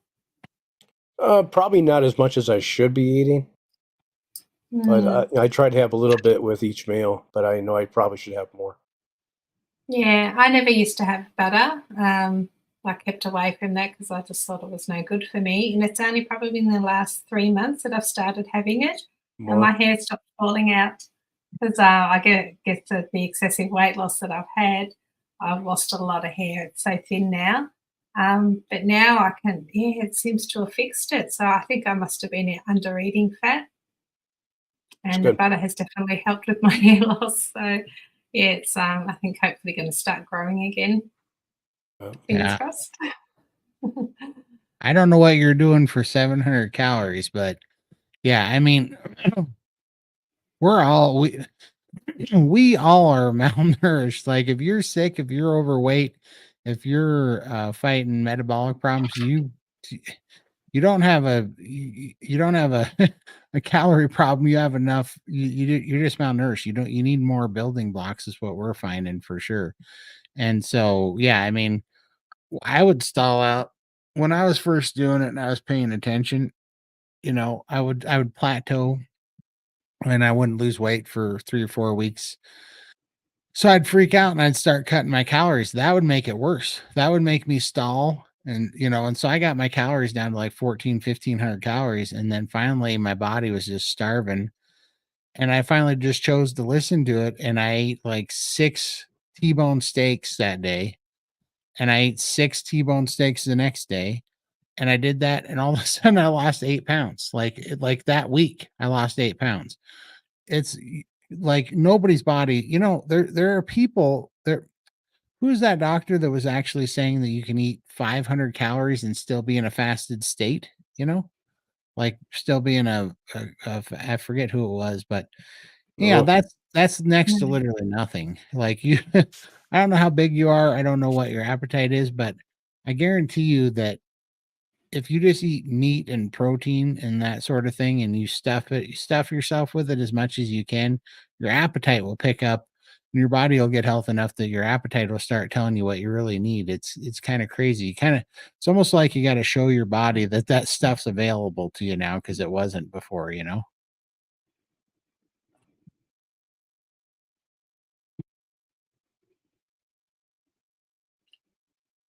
Priming scares me. I feel like I'll gain weight and it will not have any possible effect. Do you feel that way? Just have faith it works. Oh, it scares. Absolutely. Yeah, it scares you, doesn't it, Lindy? It's Oh, scary. Yeah. well, you don't want to put on more weight than we've already got, do we? No. um, For us, But well, for but me personally, I actually lost weight priming, but I think because I was so excessive. But there's a lot of people that do put on a little bit of weight to start, but then once they start, they cut back, the weight just melts off. Because you have to concentrate on healing your body first, and that's what priming does. It stabilizes your hormones and gets your body ready to then slow down the food, and then you can sort of eat more sort of regularly after that. yeah, absolutely. And the thing is that you know, what I would just say is if you're like, if you're on this path and you're worried about gaining weight, then I'm going to guess that this has been a battle you've been at for a while. And all that I would say, this is what I tell myself. I tried for 26 years to restrict calories and to restrict nutrition, and it didn't work. It got me up to 700 pounds. So trust the process, give it a shot. I mean, say that you gain 40 pounds. You've gained 40 pounds a lot of times in your life, like it's not going to be the end of the world for you, 30 pounds, whatever. The risk that you're having is just a mental thing. You've literally, you've literally done the calorie restrictive thing, the diets, the craziness, the working out. You've done that probably for a long time, if I had to guess, because you're in this boat with us. And so if that wasn't working, trying the opposite makes a lot of sense, actually. Start feeding your body the things that it needs and letting your body heal itself.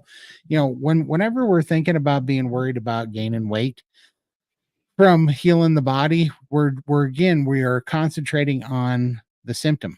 We're not concentrating on the disease. The disease is our body is sick metabolically. Our gut microbiome is sick and it's tore up, and we need to reconstitute our gut microbiome. We need to fix our mitochondria. We need to fix our metabolic system.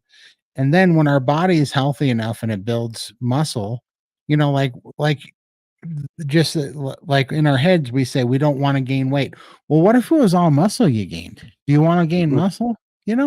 Like we should want to gain muscle. Maybe it doesn't burn any fat, but you added muscle that later when your body's healthy and it gives it the cues and your hormones are more balanced, that it'll burn the muscle.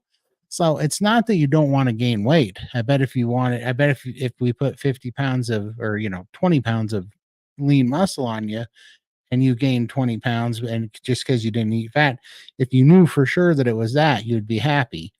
But you're just not sure. You're You assuming don't that know. it's Yep. fat, but it's probably Yeah. not, you know?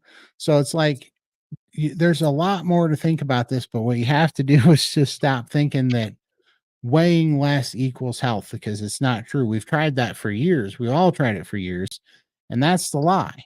That's the total lie. It's just not real. Well, here, let me show you my picture. I was just telling you, I starved for 17 months. Let me see. I forget how to do this. Here we go. I don't know. I guess we'll do this. We'll do that. This was me when I was 24 and I didn't eat for 17 months. And in this picture, I look much better than I do now. Did that share it all? No, there we go. That's coming up now. Yeah. That picture, I looked much better than I do now. But in that picture, I was sick as a dog. I was sick all the time. I was much weaker than I am now, even though I look much stronger in that picture. I'm much weaker than I am now. My oxygen saturation was 88% when I was in that picture. I was suicidally depressed, riddled with anxiety, crippling anxiety. I did not want to be here. I couldn't sleep. I had sleep apnea.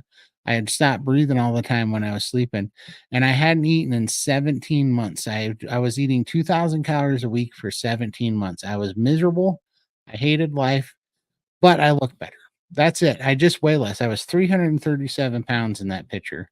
I got down to 337 pounds, and that was supposed to be a win, right? I'd lost 300 pounds. I was supposed to feel great. I was supposed to have all this health, and I was a wreck. My life was a wreck. I was 24 years old and I was a wreck. And I look at that picture now and I'm glad I found that picture, because I'm just look at it and I can remember how miserable I was and how much better, how much healthier I am. I mean, in that picture, my oxygen saturation was 88%.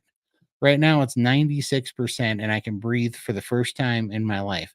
In that picture, every day I was wondering if I was going to eat a bullet. Today, all the depression is gone.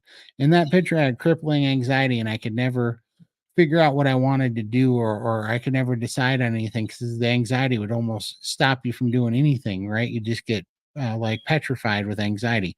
Now, that's no problem for me anymore. I do not fight that anymore at all.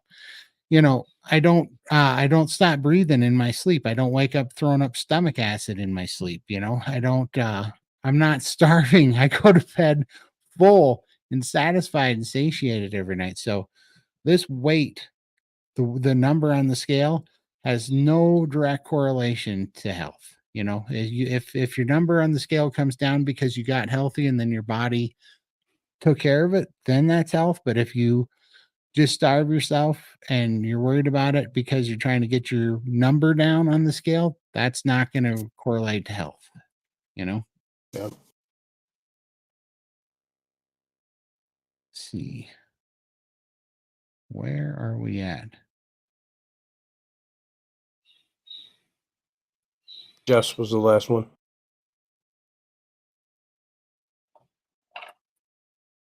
Okay, I guess we'll go here.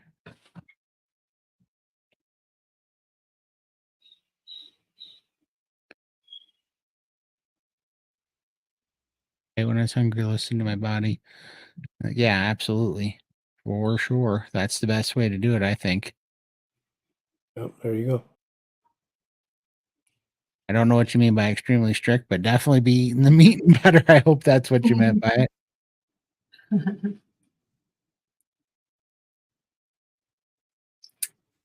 Yeah.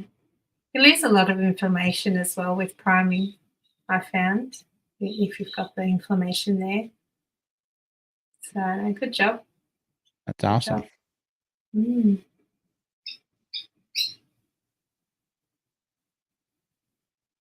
Yeah. You'd probably be stressing yourself out, worrying about the numbers. Just eat. If you're doing priming, just keep eating. Yeah, it should all work itself out. Yeah, for sure. I think so. I do. Yeah. I've been happy with how it's going, and I mean, I'm on a roller coaster on the priming. I gain, one in 2 weeks time. I'll gain, and some of this is fluid, right? So, but I'll gain like 35 pounds in a 2 week period, and then I come all the way back down. I take, I get some fluid off, and that's what's been exciting about the aminos is the fluid is coming off better. I don't have enough evidence to say for sure that it's a permanent thing or not, but the fluid is not coming on near as strong and it's going off a lot better. Like I used to not be able to, like in the daytime, I would only pee like twice a day in the daytime. But then as soon as I'd lay down at night and my legs were elevated, and if I was taking any fluid pills, man, I would pee all night long. I'm talking 7 to 9 times during the night. But I can take all the fluid pills I want during the day and I don't have to pee because all that fluid's in my legs and I guess being sitting and having my legs bent and my lymphatic drainage system's not working great. Well, I've been hammering away on all this extra meat and amino acids, and all of a sudden I've been peeing like 5 6 times a day while sitting in a position like I never used to be able to do that, which is great because the fluid's coming off, and I'm also noticing that I'm not putting it back on near as quick, so I don't have to take the fluid pills hardly at all on right now. So Fluid's awful, isn't it? it's a rough one. Michael Yeah. knows all about that for sure. Let's see here. I threw out stomach acid the other morning after drinking a pint of cream the night before. No more dairy for me. Also, my hand has a trigger finger and seizing shut overnight. Got to work it out. Is that from the dairy as well? Or? I don't do dairy because I find I can't moderate it. So it's best for me to stay away from it. And yeah, maybe social occasions I'll treat myself with some cheese or something, but not for every day because, yeah, I just love it too much. Yeah. I don't do a lot of dairy. I don't drink no milk, no more milk, no cream. Amino acids Just a are little bit of definitely cheese. essential. Yeah, that's the only time I have some cheese on occasion is when I have it in like I'll make a frittata or a quiche, a carnivore frittata or quiche, but it doesn't give me like carb cravings or anything. And that's why I like it in frittata and quiche because I can limit how much I put in there. But if I just go to like the cheese chunks, yeah, I'll totally fat kid out on those things. So I got to stay away from them. Oh, I did that one. Yeah. Yep. That makes sense. Yep. Yeah, and but oddly enough, my brother deals with a lot of neuropathy problems, and vitamin B1 really helps him for some reason too.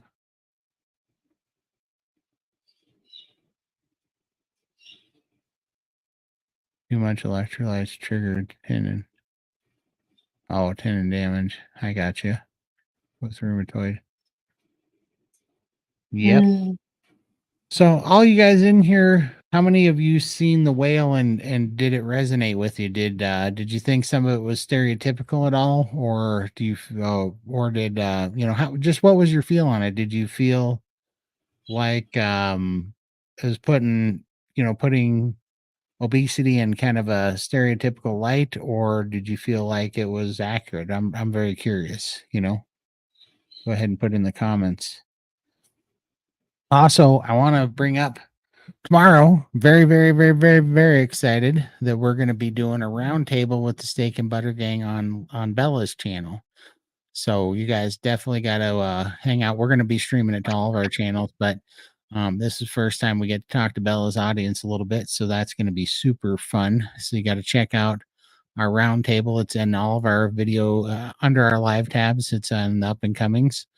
So go ahead and click for attendance to be notified of those if you want to check that out. And then under our live tab too, we will have our normal live stream tomorrow for the 700 plus and counting carnivore diet transformations. So that'll be fun. You're going to get to see a whole lot of us tomorrow. Yeah, plus I tonight, know. they're gonna get sick of us. This is an Yeah, impromptu live.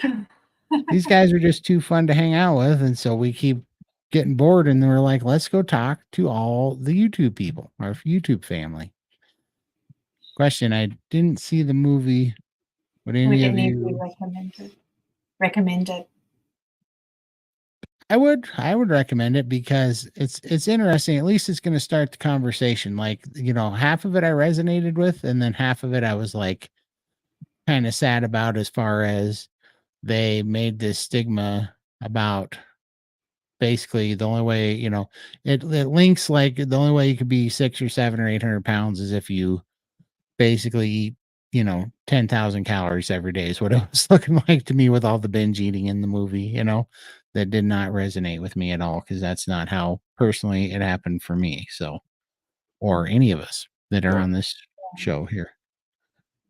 Yeah, I resonated a lot with it as well. Like he lost someone dear to him in his life, and that's what's like kind of what derailed his life, and that's how he sort of gained the weight with that. And it's just a cycle that I went through as well. I mean, it did, yeah, it was very close to home in some parts, but then the scenes with the fridge and the candy and scoffing his face and all that was unrealistic in my, I'd never did that kind of thing. Like, obviously you eat off, eat the wrong things, but not the way they were portraying it. And I felt that was a little bit, I think that's how a lot of people see us. We're lazy, we don't work, we just sit at home, do nothing, and we're happy being that size, which is not true.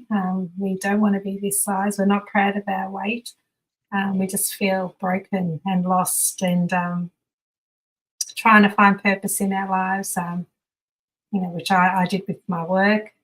If I didn't have that, I just didn't have a reason to live. I just felt like I was a disappointment to everyone. So there's a lot of feelings there. Like, I'm still pink, flushed after watching the movie. I did get upset because I resonated with a lot of it. Yeah, it's a good film. Definitely worth seeing. But you need to have an open mind. Not everyone is like that. And I guess I just want to humanise this. We are people. We do have feelings. We have a lot of things that have gone on in our life. Some people can cope with situations better than others. Not everybody eats their way or gets to 800 pounds because they've lost a loved one. But that's how I dealt with it. That's how my coping thing, and I'm punished for that by people, being nasty to me about it. And if I had known if there are other options or felt like there are other options that I could have avoided that, I would have done it. But I knew no better. But Yeah. yeah, I just don't like that blanket. You're fat and lazy and just stuff your face all day kind of vibe. Yeah, well, because that does say that there's like a choice there, right?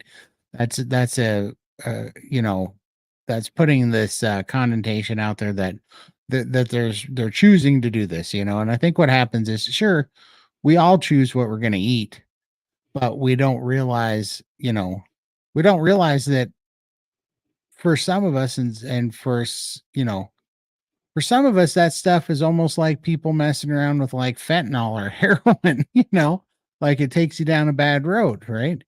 And then it kind of gets away from you. For me, by the time I was 14, had gotten away from me. It was already gone. And then I spent the whole time trying to figure out how to fight it back. And so and I know we're all three of us were big when we were young. And so this started early. And you know, so just by saying that, I think I didn't need to eat 10,000 calories a day when I was already 600 pounds when I was 14. I don't remember how many calories exactly I was drinking, but it was all from soda when I did get to 600 pounds. But the damage had been done by the time I was born because because I was born fat.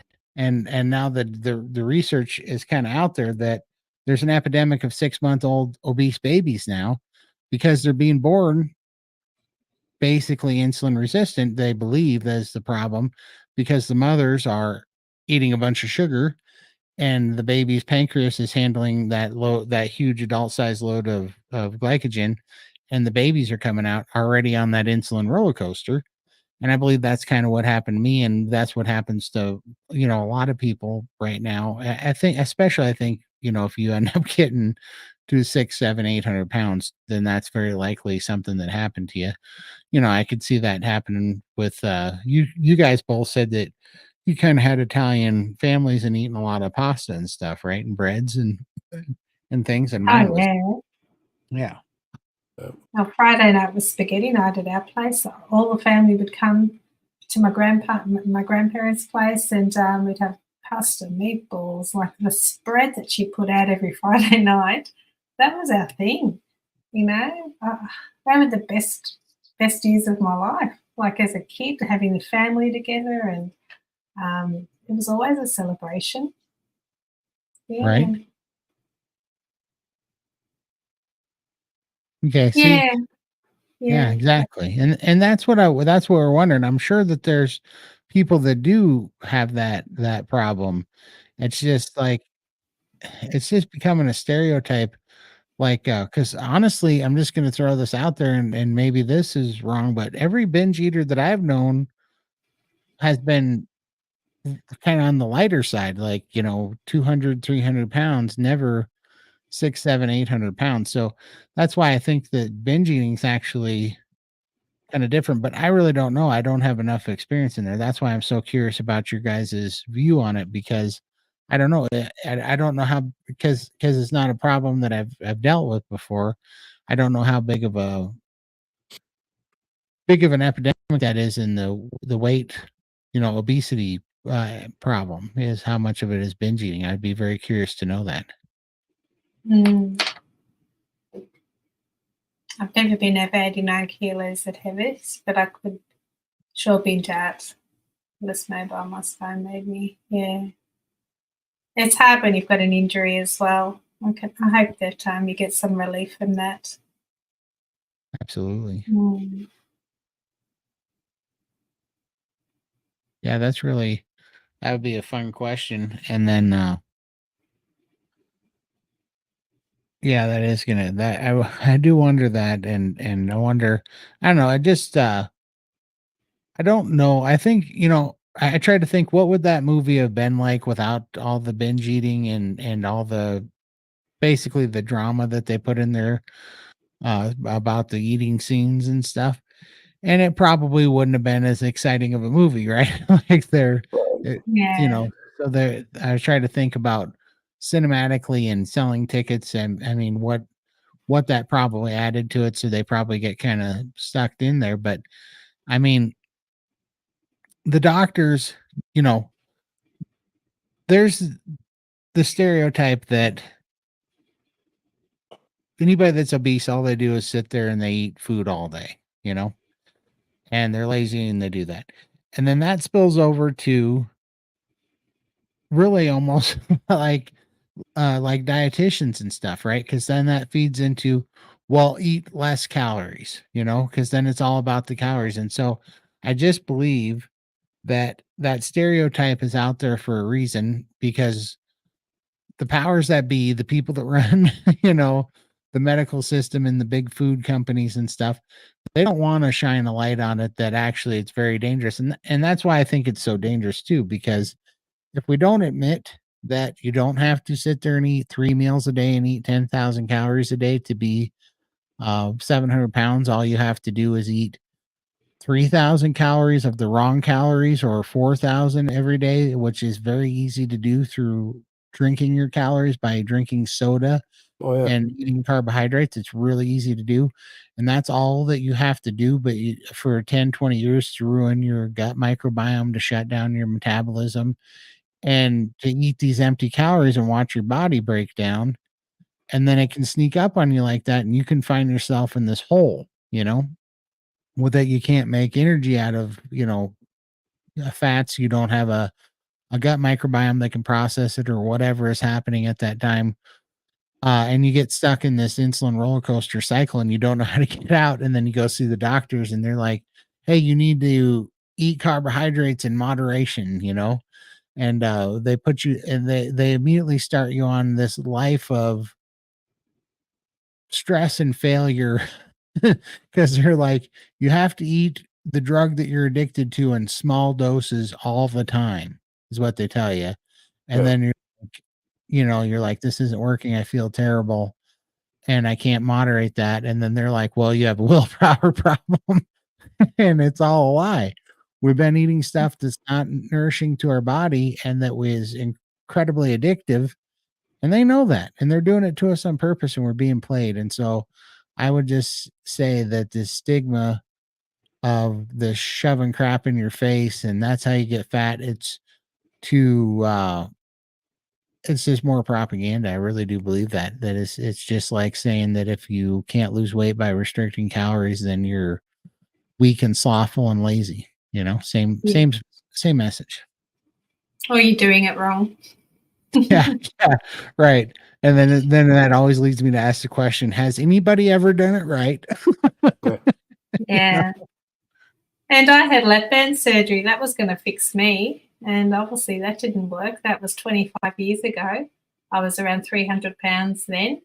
Then I got up to 800 with a lap band. So tell me how that happened.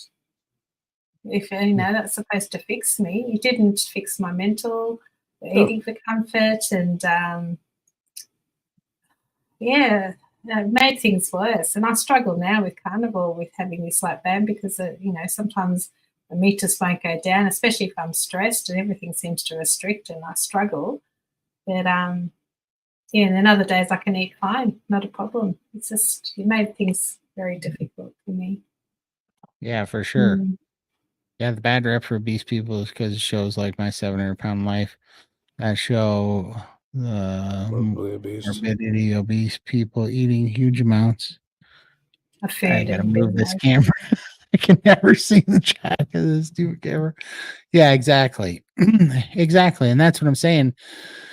You know, we definitely get programmed by television, and you can decide whether or not it's purposeful or accidental. It might just be because that's how they get views, is to show that stuff. Or it might be an effort to, you know, a propaganda effort by big food to put that narrative out there, right? That's because it helps shore up the narrative and sell their food, but it's definitely out there. It really is. Hey, Hey Keith. there it is. Hey, we need a photo of us all doing that. To put on We do. Keith's desktop. uh, yes, reality is how the food industry has manipulated food that affects the body in a negative way. There shouldn't be all chemicals in our food that they put in us and tell us it's good. I agree. Yep. Yeah. Absolutely. And that's what happens over and over and over again. And they play these games with us, and they know that it's addictive. They know it's 8 times more addictive than, crack. They know that it's really hard to get off of, and that if they just craft it to where they can say, "Oh no," they craft this narrative that says, "Oh no, with willpower, if you were a normal person, if you had just the normal level of willpower, and if you were just, you know, responsible, you'd be able to control this." And it's such a lie. And that's why I love the argument about the environmental impact that it's had over the entire world, because when you look at it over the impact that it's had over the masses, like, you can't deny that this isn't an individual willpower problem. you know, they poison us, and they've done it systematically. And the questions are why, which I believe there's a lot of reasons, and it all boils down to power, I think, because money is power, control is power, keeping people weak and sick and dependent is power. And that's what these people want. They want, they're a conglomeration of people that want to control the masses through these types of means, keeping them dumbed down, tired, sick, dependent, powerless is what they want. And it keeps happening. And so that's why I think we got to have this message to take the stereotypes out of this stuff, because this conversation with us started because both me and Lindy were on Sean Baker. Sean Baker was on Joe Rogan. Sean Baker brought our pictures and our thumbnail for our 700 plus and counting, put it up there. And then he painted a picture that we were just shoving food in our mouths. And, and God bless him. He's just like, it's fine, because Sean's not, he didn't, he doesn't know our story very well. He doesn't know us. He only talked to us both for 50 minutes or something. And, he just was speeding through this. This was just a 3-minute conversation out of his big day at Joe Rogan's podcast. So, like, I'm not criticizing any of that, but it put Yeah. us kind of on a big platform when that happened, that opened things up. And I was like, man, we're on this big platform looking like all we did was shove food in our mouth. And then he said, I think he might he was he talking about me or you, Lindy, when he said I think he was talking about me when he related me to the whale. I think so. Because I think he said he was basically that guy, or it might have been you. I don't remember, but he went into saying it was like he was basically the whale. I thought he said something I like didn't that. actually watch after our little bit. I haven't watched the end of it yet. So Yeah, I think he goes into it Yeah. later, and he was basically like that movie, The Whale. I think is what he said. And when he said that, I was like, man, I hate that movie. Or like, I don't hate it, but I hate how that movie is portrayed, because like, I've never binged eat. I don't know. I guess I don't. I probably have, if whatever the loose classification of it is, but I've never shoved. I've never sat in front of my refrigerator and eaten directly out of the refrigerator. I've never parked a chair there. I've never eaten until I've thrown up. I've never done any of those things. And I'm not saying that there's anything like I there's nothing any worse than the people that have done that stuff. It's just another problem from the same drugs that we're all hooked on. But what I am saying is that there's that stereotype is telling everybody, that that's how that happens. And I didn't like being kind of directly related to it. And so that's what's brought up this conversation. And we were surprised after we brought that up the other day, that resonated with a lot of people. And we were surprised that we're not the only ones that seen that light out of the whale. And so um that's why we're here, because we got a lot of people going, yeah, that's how we felt that the whale was portrayed as well. So it's very interesting to see what you guys think. question. Oh, I'm considering priming, but I can't even fathom eating more than that I already do. I'm really hungry, and when I am, it's because truly am hungry. Thinking of priming makes me nauseous. Yeah, I'm gonna. My opinion is that's a telltale sign that you need to prime. To be honest with you, from my Yeah. opinion, what do you think, Lindy? Yeah, I only eat really small meals as well. So priming, I was really nervous about it. And because I've got the lap band, I have to have lots of little meals instead of the three big meals.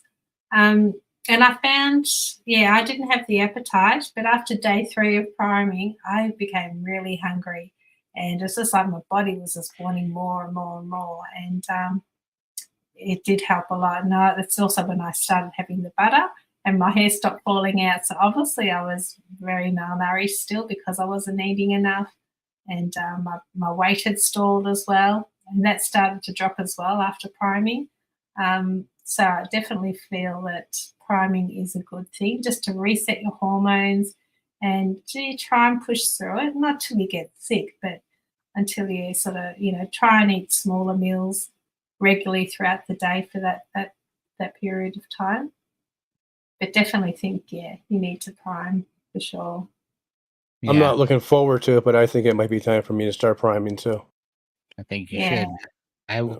I wish I would have done it sooner. So the reason what stood out to me in your question, Paula, was that where it says I'm rarely hungry.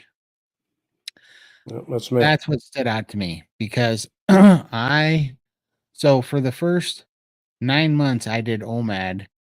My appetite was decreasing, decreasing, decreasing, which for the first 2 to 3 months, it took some time getting used to. I was hungry, and OMAD was kind of a challenge to do. Like I had to fight it to get to OMAD. Probably first 2 months. OMAD was a little bit difficult. Then it got to be standard, but I loved it because it was simple. And for if you don't know, OMAD's one meal a day, eating one meal a day. And I was doing that, and it got to be simple and easy, and that felt great. But then after I don't know, 5.5, 6.5 months, somewhere in there, I wasn't sleeping as good. And I was starting to get some insomnia, like where I was only sleeping a few hours a night, waking up, light sleeps, not going into REM sleep. I started not having the mental focus, and my memory was suffering. I couldn't concentrate as well. And then I stopped having energy like I was. Like, it was still way better than the standard American diet, but my energy, I just felt like I was a car that you'd left the lights on and the lights were getting dimmer and dimmer and dimmer. And I just felt like my battery's running dead. I mean, that's really what I felt like. And I fought it. And uh like I had a day where I woke up and I was really hungry, ravenous for meat, and I fought it and I didn't do it. And that seemed to make it worse. I fought through it. And after like 2 or 3 days of fighting this ravenous meat because I was so paranoid about the calories, I just felt worse. I was tired, but at least the hunger went away. And then I don't know, 2, 3, 4 weeks later, I got ravenous again for meat. And this time I had a little conversation with myself because it started to dawn on me that my body was telling me things. And because I wasn't ravenous for pizza or soda or Right. cheesecake, candy, or tacos, I was ravenous for steak. And so I was like, this is kind of a victory to be having some of the worst hunger pains I've ever had, but it wants steak, not junk. So I was like, well, maybe my body's telling me something. So I ate, and that was when I ate 6 T-bones that day. And then I ate 6 T-bones the next day. And I think I ate 6 T-bones the next day. It was like 2 or 3 days of that. And then I was finally calmed down, had a bunch of energy back, and then I lost 8 pounds that week on top of it. And I was like, "Whoa." So that was that was about when me and Lindy started talking quite a bit more. And she was talking about priming, and I went over in the SBG gang, and I went over there, And I was like, what is this priming you speak of? I've never heard of it. And so I just right away it was making my head hurt, and I to hear it all at once because I was trying to absorb it. So I just hired Raymond right off the rip. I'm like, I'm getting professional help, which is what Lindy did too. She got a coach because I was like, all right, there's something I'm missing and I'm doing something. And sure enough, what had basically happened is, you know, a fast is a fast because it's a stressor. It's something that's out of the norm. But if you fast all the time and you do the same fast all the time, well, now it's no longer a stressor. It's your environment. That's your new environment. Your body thinks for some reason this poor son of a gun can only find 1,700 calories of steak once a day to eat, and that's all he can do. So your body says, all right, this is what we're going to be living off of apparently for the rest of whatever. Right. So it slows your metabolism down. And so your energy gets lowered and everything just gets bumped down. And I could feel it. That's what had happened to me. And so I had to start but it ruined my hunger, right? Like my appetite was gone. And then Raymond was like, yeah, you got to eat 3 meals a day and plus snacks. And I'm like, oh, good Lord, because I was having a hard time getting one good steak down a day. And then on top of it, I decided to do something crazy because me and Raymond had a talk, and I read about the guy that I was trying to boost my testosterone. I read about the guy that eats 36 eggs a day to get his testosterone up. So I decided I was going to eat 36 eggs a day plus whatever meat I could get down, eating 3 times a day. And I was miserable. And I mean miserable. Like it was so bad. It was harder to do the first 5 weeks of priming than it was to do carnivore in the first place. Like it was harder. I'm not even joking. It was miserable because you're miserable, sick to the gills, full all day. It was gross. I couldn't sleep because my stomach hurt so much because I was so full. All that not hurt, but like just uncomfortably full. And then I finally reared that in. But after I did that, I went back to go after I did 4.5 weeks of that. I went back to, and it wouldn't have been that bad if I wasn't eating 36 eggs a day, which did boost my testosterone. Right. That was the point of that. But after I did that, I could not believe how crazy my appetite went. It was stupid. It was seriously stupid. Like I went to go do OMAD again because it was time to start fasting. I was supposed to do 4 OMADs. I just did 9 months of OMADs. I went to go do 4 OMADs in a row, only squeezed out 2, and I couldn't do the other 2. I was like, I'm going to eat my freaking bed sheet in the night or something. It was terrible. I had to eat the heck out of that food. So you're as soon as you start forcing that food down, and I know it's going to be miserable and it's just going to suck, but as soon as you do that long enough, your body, it finally clicks over and it goes, oh, this is my new environment. I have food and building blocks at my disposal that I can eat. And I made it extra tough on myself with the egg thing. I'm realizing now I pushed it hard, like real hard. You don't have to do it that hard. You can ease into it over time. I was just doing a typical spaz thing that I'm used to doing, just loading it up too much. But it worked. Yeah, now, I was eating one, you know, 18 to 22 ounce steak a day before. And I mean, today I've already eaten two 24-ounce steaks, and I ate what was it, 2 pounds of pork belly today, and that was just one meal. And I'm gonna eat again. And this isn't even my worst day that I had. The like 3 days this week, I ate 3 meals, and each one of them was about 3 pounds a piece. I ate like 9 pounds of meat like 3 days this week already. I mean, it's been absolutely complete and total silliness how much meat I'm getting down. And the crazy thing is when it goes in there, does not sit on me. It's like it's just getting absorbed. And that's what has helped my lymphatic drainage system open up. We're finding out was that the reason my body wanted that meat was because it wanted to heal, and I don't know what it did with it, but it worked fantastically because I started peeing off all this fluid, and the lymphedema and edema cleared up a bunch this week because of that. So definitely trust it. I know that was a long-winded example, but I'm pretty excited about it. So I spewed. Oh, it's big. Yeah. It's awesome. Yeah. Keith, I'm so glad you're all giving your point of view. It gives me clarification from those who have been there. Yeah. Absolutely. Most heavy people do not eat that way, but Hollywood portrays heavy people in that way, and so most people develop that view. Yep. That's how they see it. Yeah, we need to change that.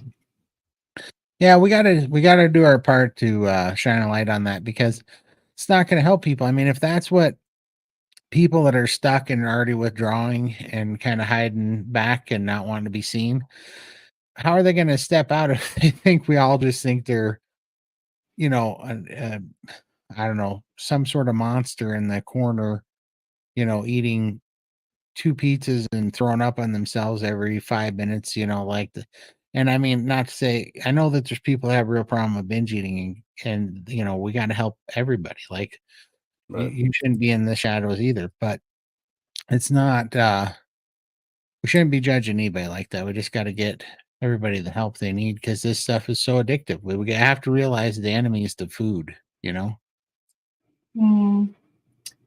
And just a quote from the movie that was really touching. When Charlie, Brendan Fraser, he says, "Look at me. Who would want me to be part of their life?" And that's how we felt. Yeah. Who wants? We're just a burden on everybody. Yep. That's how you feel. That's how we felt. Yeah. Yeah, well, I mean, everybody had to make concessions for you. If you're getting in somebody's car, all of a sudden it was a big deal, right?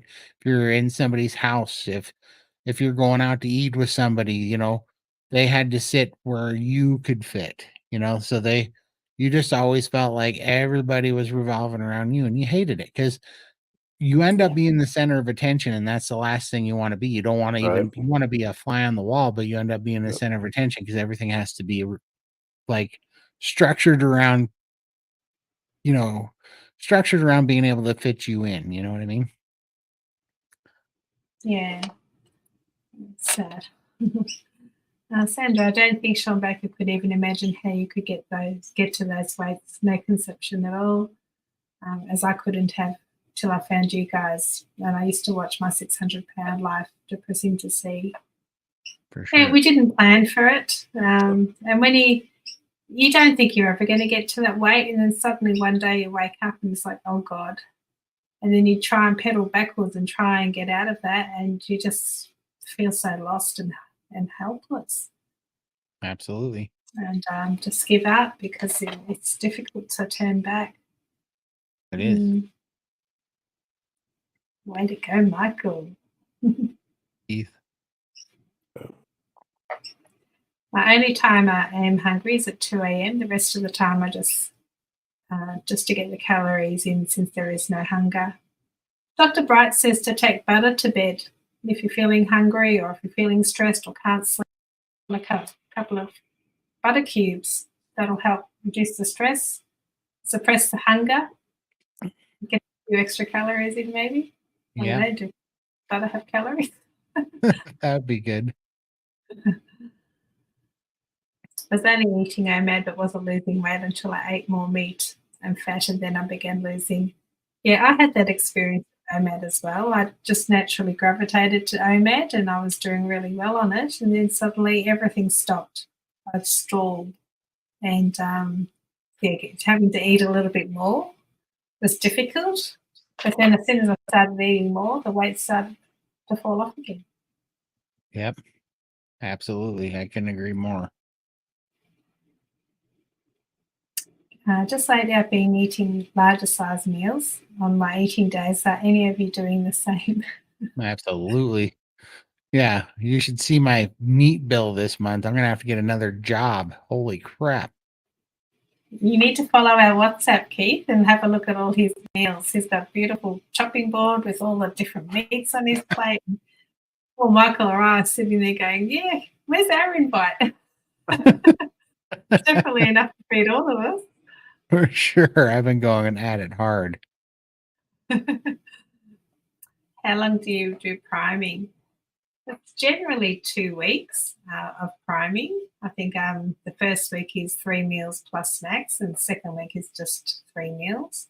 But it really depends on you as a person, whether you've got more things to heal. Yeah, definitely. SPG gang's good for that. They can sort of guide you on that one. It's individual for everyone. Yeah, absolutely. Yeah, and it really is individually, right? Like I thought I was primed up, but what I found out is through taking these amino acids again, I finally, I think I think this took me 11 months. And those amino acids, I feel like I actually just now healed my gut microbiome. And now I'm basically repriming now that my gut's capable of, like, right now I'm capable of processing protein and collagen and amino acids like I've never been able to before. So I'm revisiting priming right now, basically just to make sure that I'm at a really good level before I go back to fasting, because it's almost I almost can't explain it, but you just know, like, innately in your body that you're in healing mode. And right now, I just really believe I'm in healing mode. And I'm not, as long as it's not wanting something bad like cheese and pizza, Right. like I'll give it all the meat it wants. If it wants it, I'm going to feed it as much of it as it wants, as long as I can keep paying for it. Yeah, I just think of all the things you're not buying now. So I find we're saving money being carnivore. Absolutely. For sure.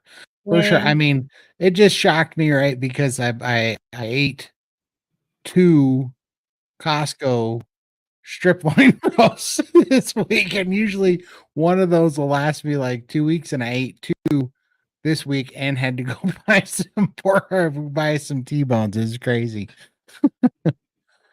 Question: I'm fat adapt, 120 pounds down, healthy right now. T2 reverse carnivore Carnivore T. 2 Type years. 2. Type Yeah. 2, no. Type 2 Yeah. diabetes. Yeah. Yeah. Eat 1.5 pounds meat day plus 5 eggs. 2 mad only problem. Would like to eat more but not hungry with priming help. Yeah, I think it would. I do.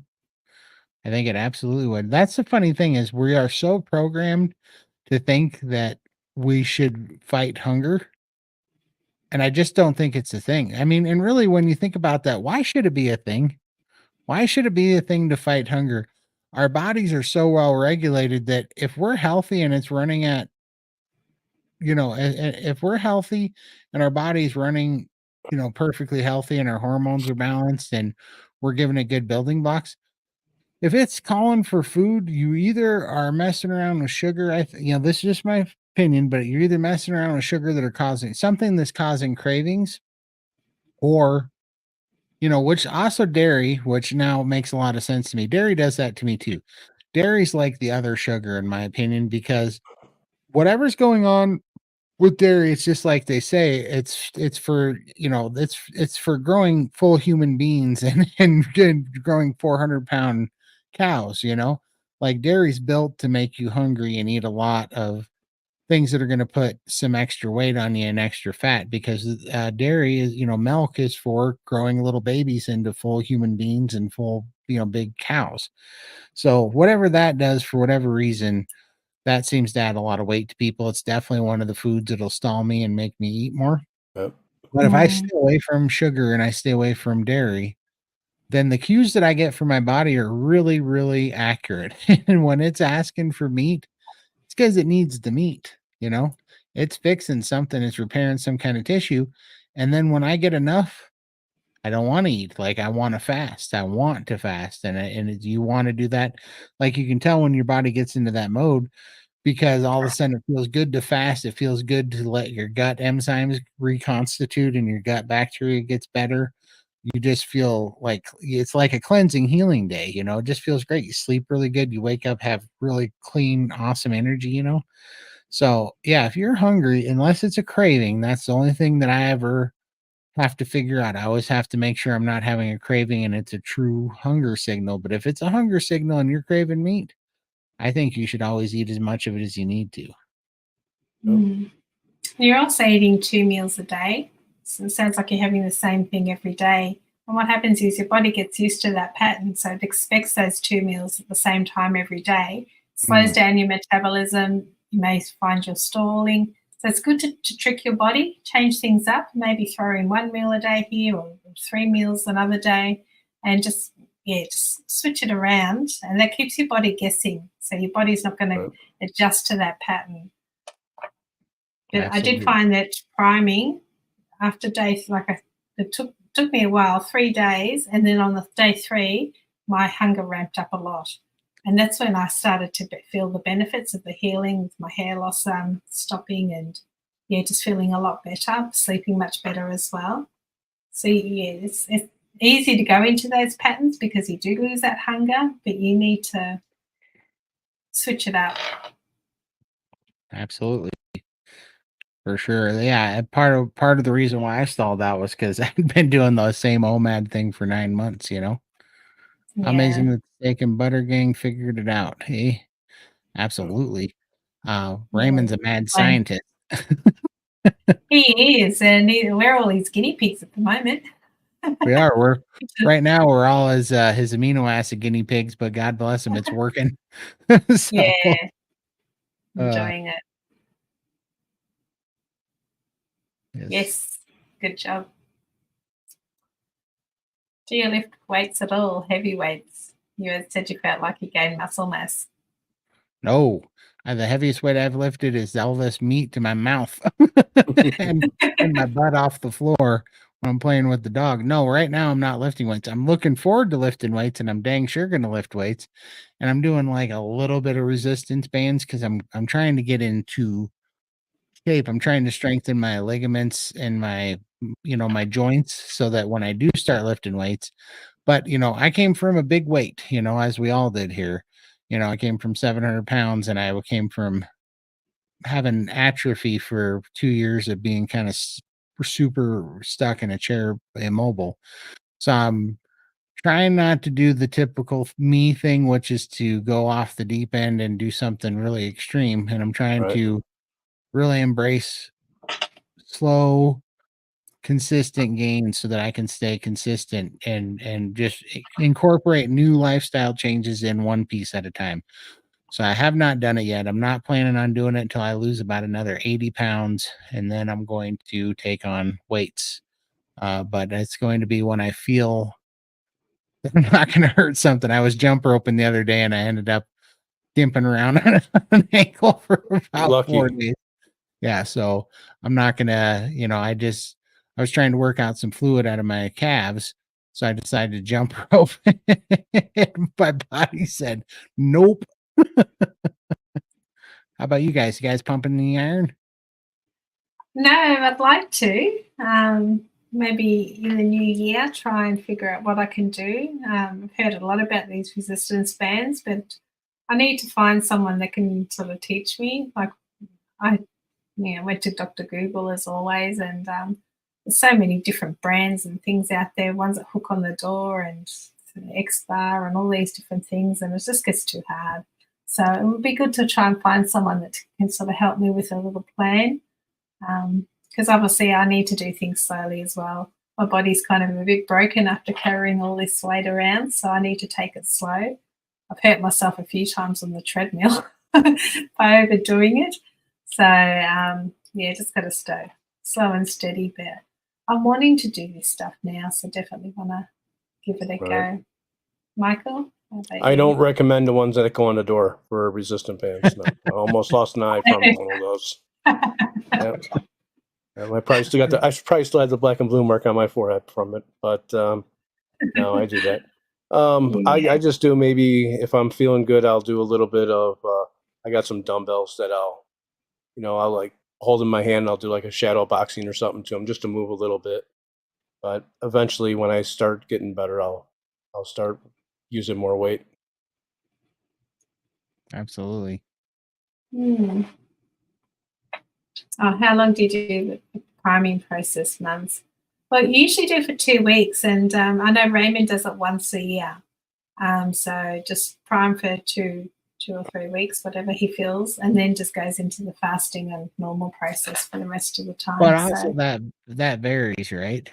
Like it really, yeah, the very first priming, because Bella did priming for like 7 months because she was so like she was deficient, right? vegan. Yeah, She came from a vegan background, so she had a lot more healing to do.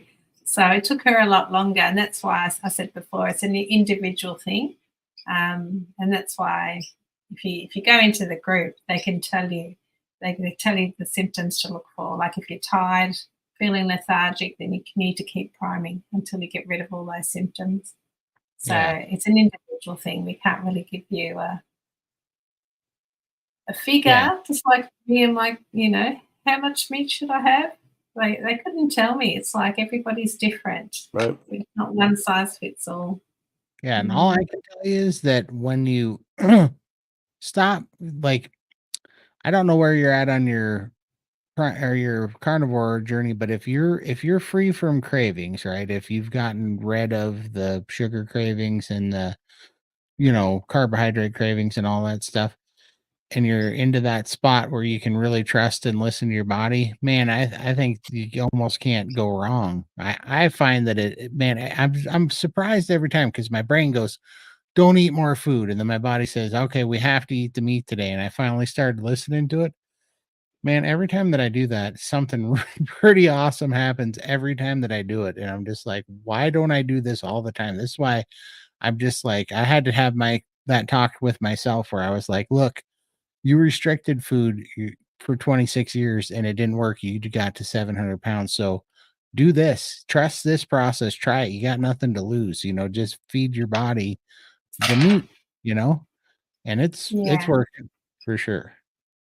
And we've come from very extreme weights, and I still battle sometimes about eating butter or having an extra meal here or there, even though I'm hungry.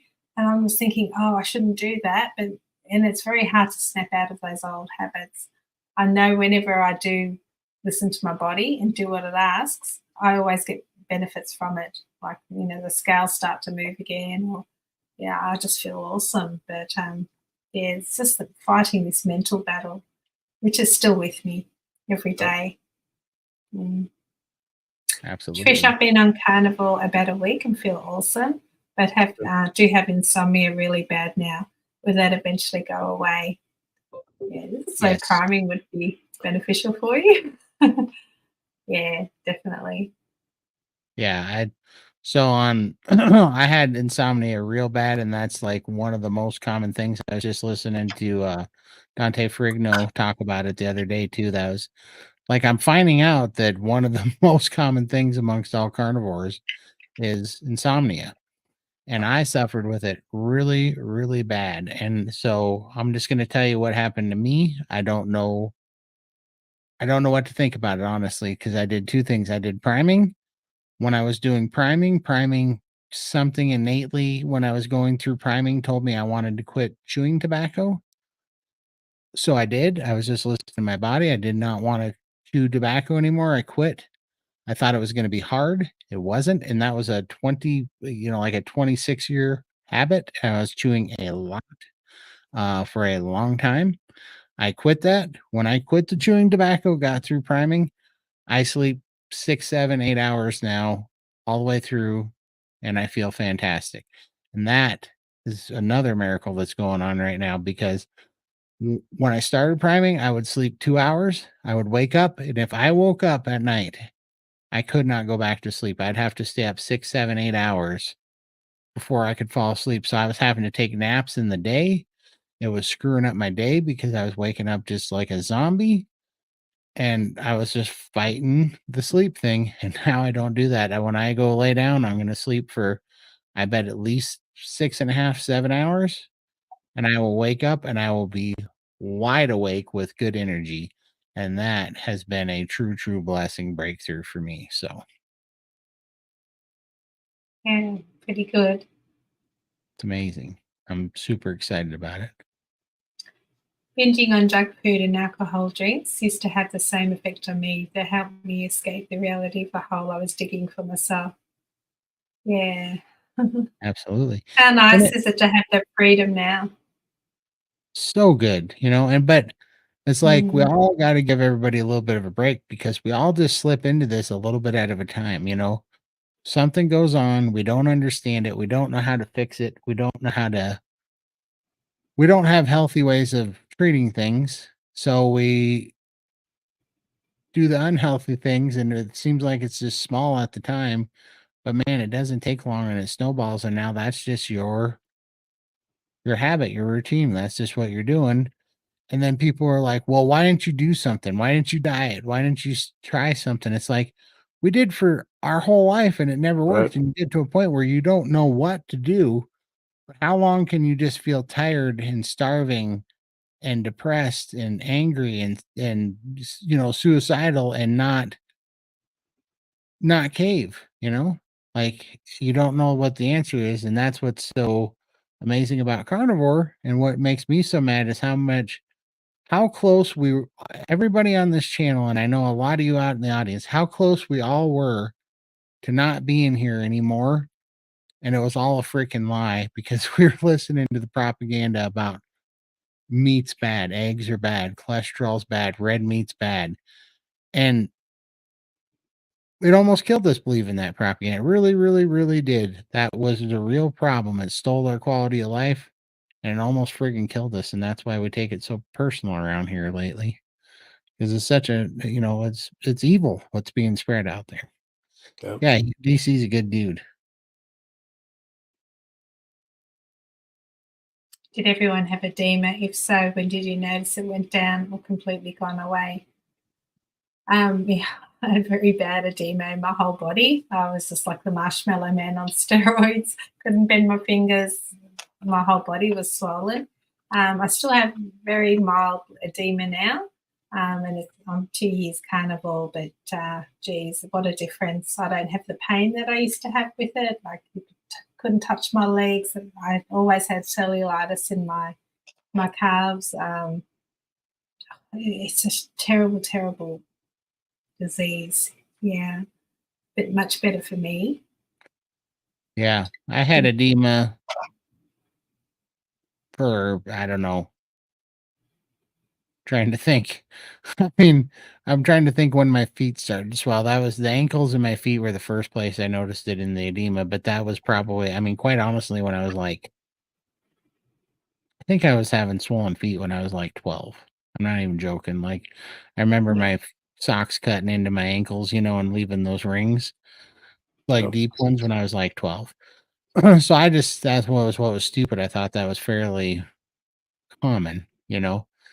But then, and it would get worse and, better and worse and better and worse my whole life. But I always had super swollen calves and ankles and stuff, but it turned into lymphedema after I got COVID in 2022. When I had COVID or end of 2021, when I had COVID and I got congestive heart failure, then it turned into lymphedema and I started growing those big growths and stuff on my leg and my calves got to 35 inches in diameter, and they were huge. And my belly got so hard. I gained 84 pounds of fluid in like 3 weeks when I got COVID. It was terrible. And mm, my belly just got hard as a rock. I couldn't sleep on my belly because it was like sleeping on a boulder. It was yeah, so painful to sleep on my belly. My calves were that way. My legs were that way. I had I had sausage fingers that were all swelled up with fluid. My feet were swelled up, and it was just painful. Um, that so most of that went away within 4 to 5 months of being on carnivore.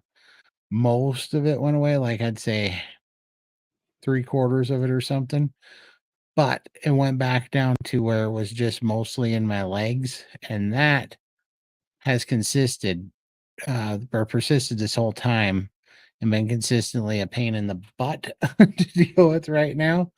But that's why I'm so excited about what's happened with this amino acid stuff. yeah.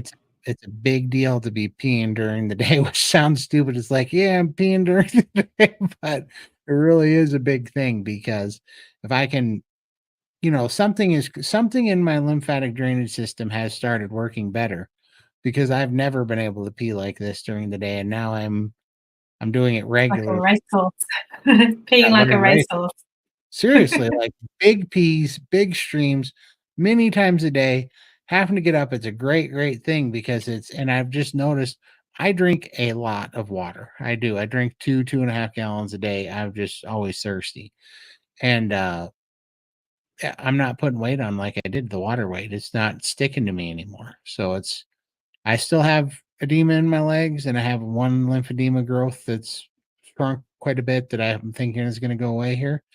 But it's getting a lot better, and I think the priming and feeding my body and these amino acids, I think, have been the absolute ticket. I really do. The next step. So, but that's just my opinion. I'm not telling anybody to take the crazy amounts of amino acid that I'm on right now.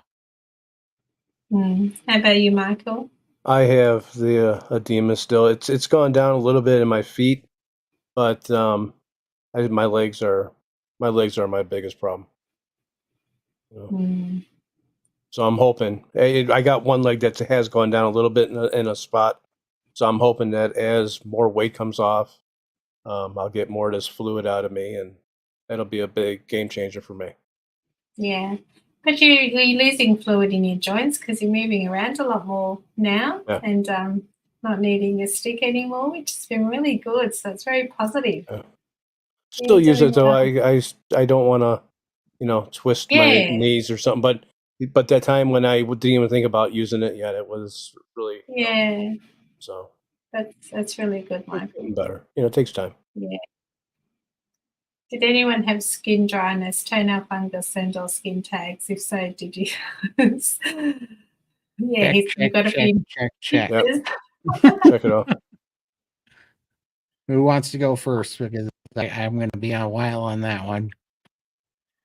I had a bit of skin dryness, not as much as Todd, but almost like so they call it orange peel sort of skin. It's very, very dry and rough. But yeah, it wasn't severe, but it was moisturizer. Wouldn't do anything. It was pretty useless.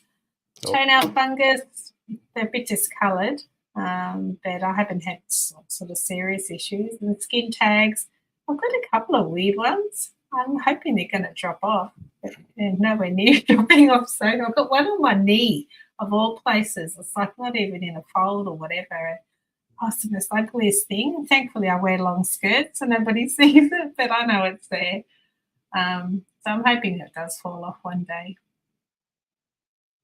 Yeah. I have a few skin tags as well, and I got one toe that has the toenail fungus. I shouldn't even have the toenail. They removed it, but it grew back, and I got the fungus in there. So supposed to have a doctor's coming out to see me next week to take a look at that. And then skin dryness, yeah, my legs are like sandpaper. But I have noticed in the 4 months that my elbows have gotten a lot better, and the skin in my upper body's gotten better. It's just now it's got to work its way down. Yeah. So I was riddled with skin tags. I had over 40. Right now I have 13 because I count them. So I'm down. Wow. Yeah, and I mean they're on my neck. You can see them on my neck. But I'm down to 13 skin tags, so I'm counting those little suckers because I hated them. I was a rack of skin tags. So those do fall off, so that's amazing. And then the dry skin, yeah, on my left leg, especially both legs, but my left leg, I was like, I had a 1/4 inch of raw, like of dried up cow's hide on there, like raw hide that was dry. It was so dry, I couldn't feel. I could spray my leg with water and I couldn't feel it because the skin was so dry and dead that I actually bought like a skin Dremel. And I sat out there with sanding pads and I dremeled the crap out of my leg until it would bleed because I was so tired of the skin because it was like I was wearing. And I did that. I'm not saying to do it, but I did it. And I mean, I had like 20 or 30 ounces of dead skin powder that I got off my legs, and it took me a year. But It's almost all gone. It's finally almost all gone. I have new, healthy, red, pinkish skin growing under all that stuff, and the last bit of the dead skin. I think in another 2 months, I'll finally have all that skin off there. But all that thick, thick, terrible orange peel has finally come off. And I had 10 toes of toenail fungus of this brittle, thick, yellow nails that used to destroy my socks because when I would walk in the socks, my toenails would poke through the That's sock true. and I'd ruin them. All of the fungus is gone. My toenails are all completely normal now. That fungus died. And it's funny because that is, I believe it's like I believe the fungus comes from candida, which is from having candida gut, from having lactic acid from eating sugar, because my mom noticed that too. She had toenail fungus in all 10 of her toes. And all my mom goes, every time I do this carnivore, because my mom was I've been on a roller coaster messing around. If mom stays carnivore, toenail fungus is gone. As soon as she messed around with sugar, she gets toenail fungus back. It is like immediate. Wow. So yeah, it's a real deal. See here. Do you have small dots on your belly, stomach area? Small red dots I have, yeah. I You don't guys? I don't know. I, I don't know. I don't think so. I don't know. Like I've got dots all over my body, like upper arms and that. So I don't know if it's the type of dots you're thinking of, or like Yeah. what. Mine are like somebody took a red marker and marked it up in certain spots. Yeah, I don't have that. Yeah, well, You don't I've have got that? that all over. Okay. Yeah, not just on my stomach. So Yeah. I don't. Oh yeah, Do you I know should what they find Yep. are? that. Like, Small red dots. Yeah. Looks like somebody took a yeah, marker and did it. I got it on my sides of my stomach. And I noticed yeah, it on my upper arm too. I had yeah. I've yeah. got it pretty much all over. I Yeah. just thought of like a bit of a rash, or I don't Yeah. know. It's my It's like pommy little English. blood under the skin. Like Yeah, yeah. I don't have that for sure. Yeah. Edema is a symptom of the heart not able to handle the extra stress of the extra weight. Also, the lymph system is usually compromised. Yep. Yeah. Yeah, my grandmother, she suffered from edema. She was always on fluid tablets. Mum, not so much. Me, yes. And I used to actually pinch my grandma's fluid tablets just to try, because I never went to the doctor. And I just found they never worked. I'd have them and I still wouldn't pee or do anything, and I still had really swollen legs. So I've never really taken anything apart from stealing her medication. Um, but yeah, now it's all gone now. And that's just, yeah, from the diet. So yeah, whether it's, yeah, weight that's doing it or there is I another think underlying condition, I I don't think it's know. all of it. You know, they call your Yeah. calves the second heart, right? Because your calf muscles are supposed to be Pump. like the pump that pumps the lymph fluid back up. And so it's another one of those things where it's like quicksand, right? Because if you put on some weight, then you're going to gain some fluid, especially if you sit, right? You tend to sit more because you can't support the weight. Then fluid builds up in your legs. Well, then what happens? Now your calf pumps are restricted, so you Right. can't get calf muscles plus or the calf muscles. So now you start a lymphatic drainage system blockage problem, and that's what I mean. That's how it snowballs, and it gets so bad. And of course, we know that now. I know that now. I didn't know that then, and that's been one of the things that I've been so worried about not healing, and that's why I'm so excited about the healing that's been happening with him lately. And I truly, truly believe that it's been because of the amount of meat that I've been eating lately and the hunger that I've had to prime and heal. Because I can't tell you the difference in that feeling, but I've never been hungry like this before for meat. The only thing that comes close to it is when I've been outside working in really extreme hot temperatures and you get dehydrated like thirsty and you want water so bad that you can't hardly drink it fast enough, like almost like a binge eating thing, but totally different. It's like your body needs it for It's like it's repairing something, like it's an emergency. It's kind of crazy. And that's how it's been kind of lately. And so I really do think that something is healing up. It's quite impressive what's happening. So um Mm. I think Last that's week, oh, sorry, go on. oh no, I just said I think that's what's healing it. It's the meat and the amino acids. Yeah, okay. Last week I actually went and had a facial, and she told me to take my top off and all that, and she massaged like all my head and my shoulders, around my neck. And I know you've got lymph nodes sort of around that area as Yeah, you got them well. in here. Yep, under Yeah. your arms, you got them all over the place. Yeah, so she massaged all that area, and for about an hour and a half, it was like I don't normally like people touching me, and I thought I was going in just for a facial. That was my treat to myself because I've been doing really well, and I treat myself with something like my nails or my first facial I've had in like many years, and yeah, it was just really bizarre. She decided to do all this stuff, and I felt really uncomfortable because I don't like to show my body or anything. I had a towel and everything on me. But after the massage, like I felt fantastic. On the way home, I had to stop 3 times to go to the loo, go to the toilet. It's like she stimulated all this stuff with a massage or my lymph glands or whatever, and I was peeing all the way home.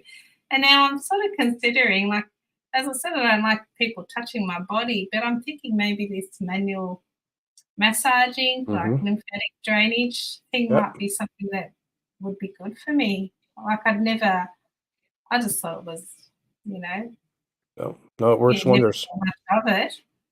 But now after having that experience, I'm thinking maybe it's something I should look into if I I can think get it over is. that hurdle of people touching my body, I think it is. strangers. Yeah. I think I'm gonna start going to acupuncture because the place that does acupuncture here also does this thing called scraping, which is basically those light lymph node massages. And they say they can Mhm. activate the nerves that will activate the lymph node glands through acupuncture. And I used to think that stuff was foo foo, but when my brother pinched his nerve between what is it, C6 and C7, he went to an acupuncturist and he said that stuff really works. He said it's like it really does reset. And then I know Sean Baker's been going to an acupuncturist for his, and so he has renewed my faith in trying that. So I think I'm going to give that a try too because I was thinking that might be really good for the fluid. Wow, okay. Well, do they have any in Texas? Maybe we should try that out. We could go. Yeah, let's look it up. Yeah, I bet they do. We could go for a lymph node scraping and acupuncture. You down, Michael? Yeah. Let's do it. Yeah, sounds good. It's a date. Could you tell me what ingredients I should look for if I want to buy amino acid powder? We'll put the link. Actually, can we put the link in the chat? For which one? For the perfect amino right now Okay. because we haven't tested the other one yet. Okay. So it'd be the perfect amino.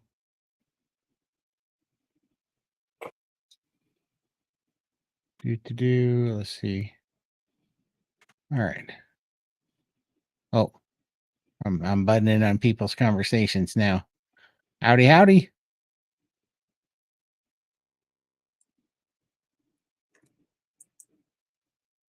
Getting better. Absolutely. They definitely will get better.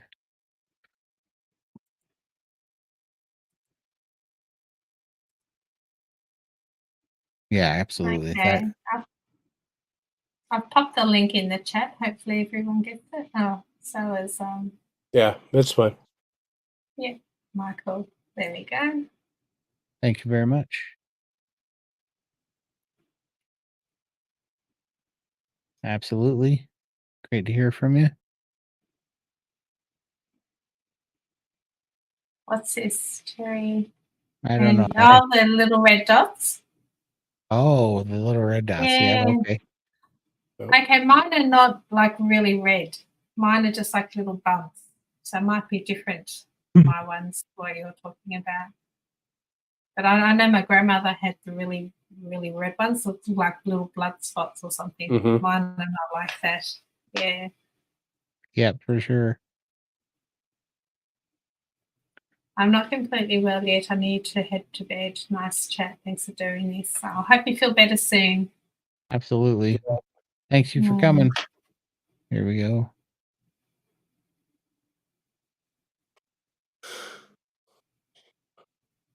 For kidneys, isn't it? I don't know. I'm trying to think what that is. Please explain. We're not doctors. We're just, on the journey. You might need to elaborate on that one. Yeah, that's for your kidney, how well your kidneys are working. Hang on. I think later on it Filtration says, do rate. you feel your congestive heart failure got better in? Would it be to do with your heart? The last comment there. Oh, let's From see here. Greg. Do you feel Yeah, a congestive heart failure got better, or is it gone? Maybe that's what he was Oh talking yeah, about. so much better. So when I was when I had congestive heart failure, well, there's so many bad things going on when that first happened because it happened from COVID. My lungs got scarred up. I had to be on oxygen. My oxygen was in the toilet and I was on 5 liters of oxygen and my heart was hurting. It was skipping beats. My oxygen I there's just so many things that were going on between the fluid, the weight, sleep apnea, the oxygen. It was all kind of I was a wreck. I was a bona fide wreck. So, but yeah, I feel like I have no problems with it now. Like I do work out. I get my pulse up to, 130 to 146 beats a minute, my resting pulse rate also, when I was when I was sick, well, when I was big, which is me being sick in my mind.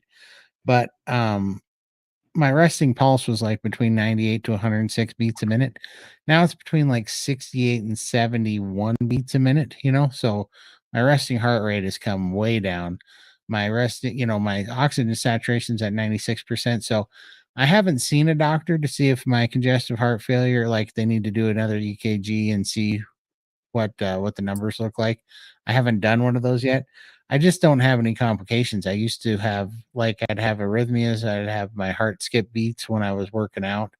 My heart would just stop at night and I'd have to cough, and it would, just skipping a beat when I'm sleeping. But I haven't had any of that stuff. None of that stuff's happened. So I feel like my heart's working way, way better. But I could not tell you for sure if the congestive heart failure has gone away, but I feel like it has. I haven't felt any symptoms or just haven't. So I feel like it went away. Let's see here.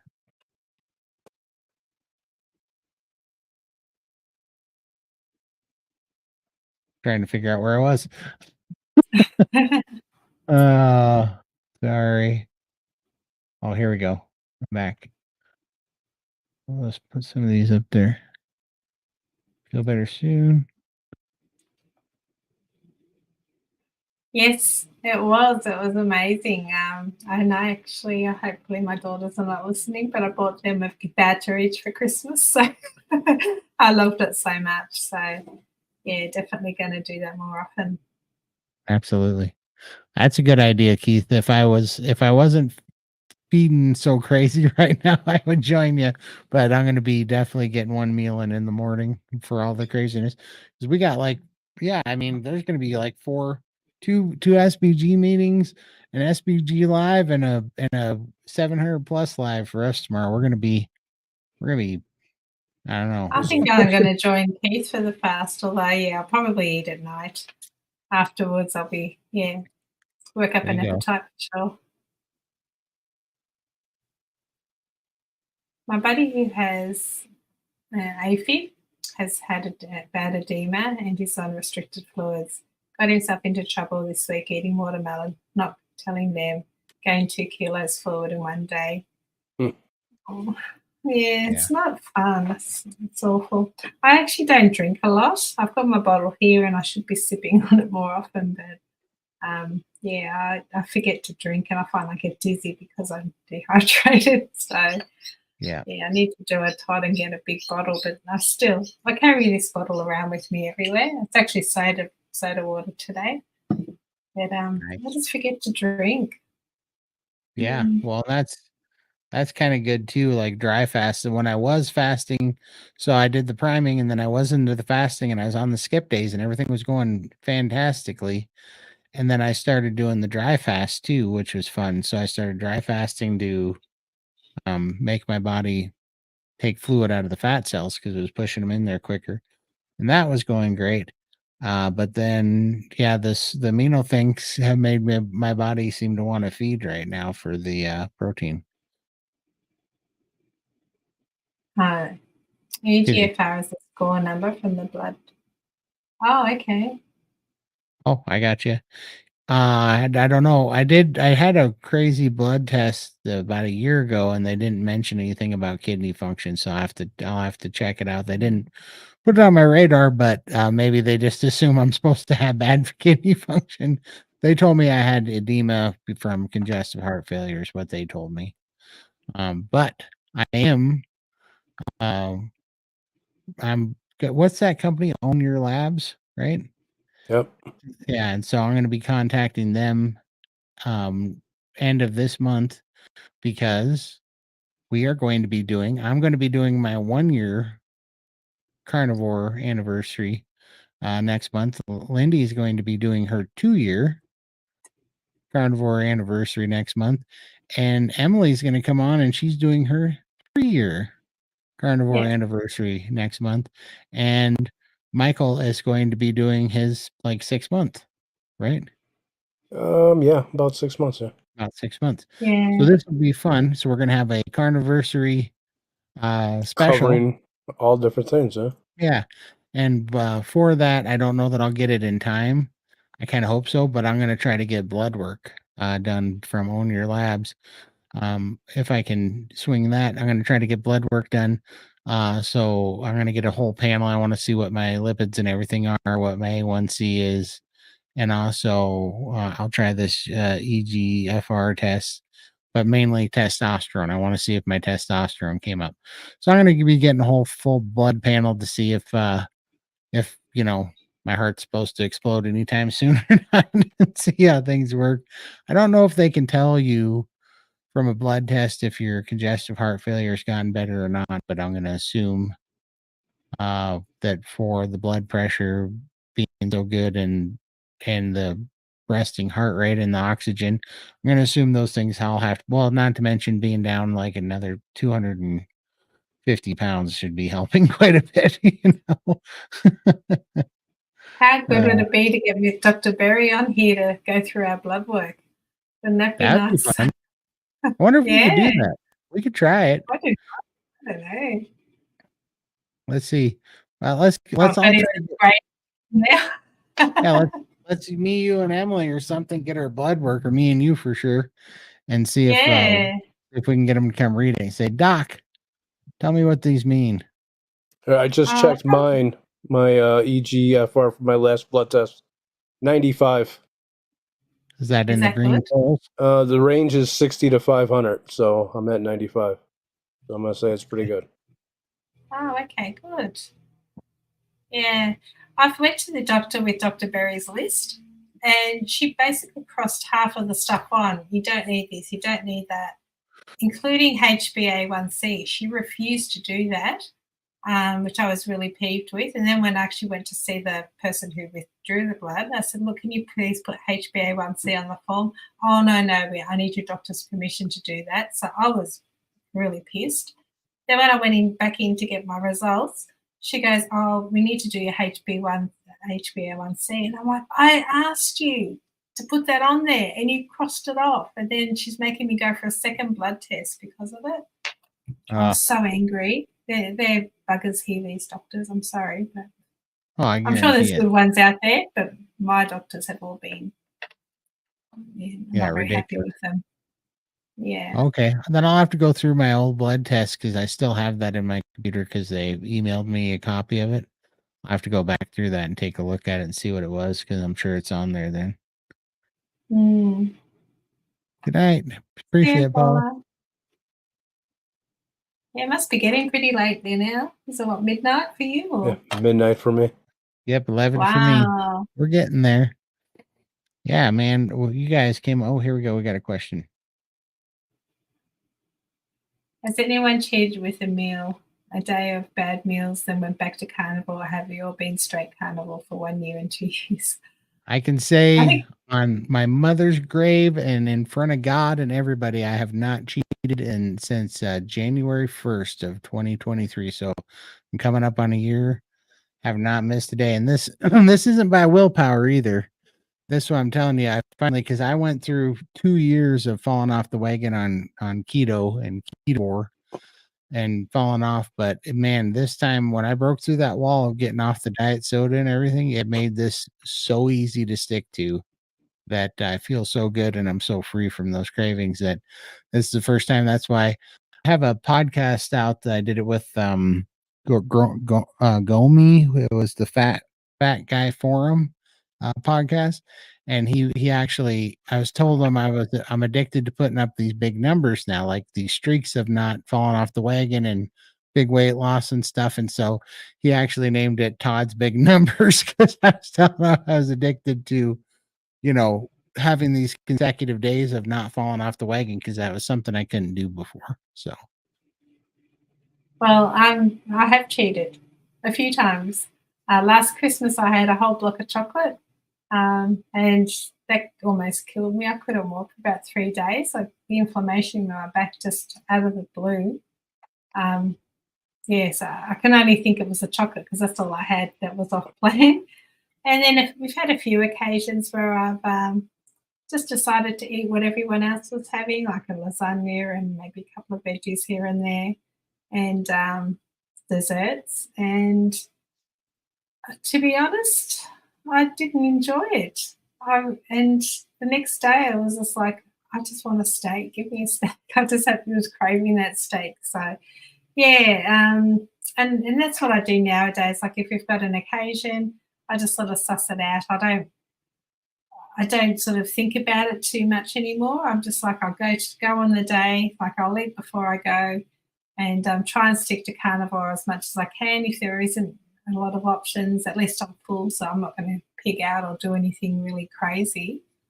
But I might give myself permission to have something that's a little bit off plan. But then I know the next meal after I leave is definitely going to be carnivore. So I'm very, very strict with that. So I do have a little bit of something here and there now, but I'm very scared of spiraling back into my old ways, and I'm very conscious of that. And I know if I do have sweet things, sometimes it does trigger the craving, and I know that if I go and eat some meat, that craving will go away. Now that I've learned that, I can manage it. I'm very aware of that. So that's been a really good lesson that I've learnt by eating this way. So, yeah. I just checked, and now that it's after midnight, today is day 140 for me. 20 weeks I've been Yeah. doing this, and I have not cheated once, and I don't have Good no job. plans on doing it. Yeah. that is awesome. And are you white knuckling it?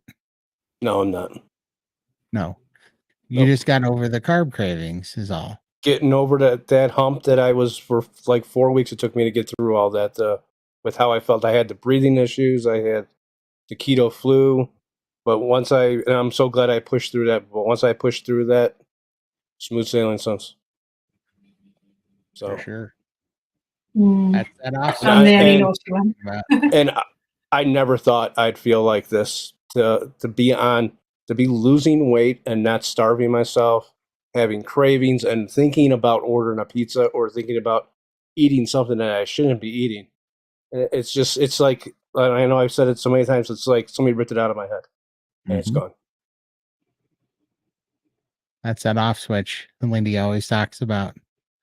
I love my off It's switch. amazing. Yeah.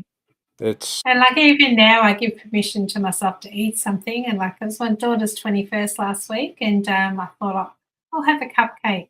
And then whenever they were serving the cupcakes, I just looked at it and I ended up giving it to my niece. I'm like, here you go, here you can have 2 cupcakes because I just didn't want it. So, and I felt really good that I did that. Like I just didn't want it, I didn't crave it, and I felt really good for that. But if I did eat it, I wouldn't have beaten myself up about it because I knew the next day I was back up straight carnivore again.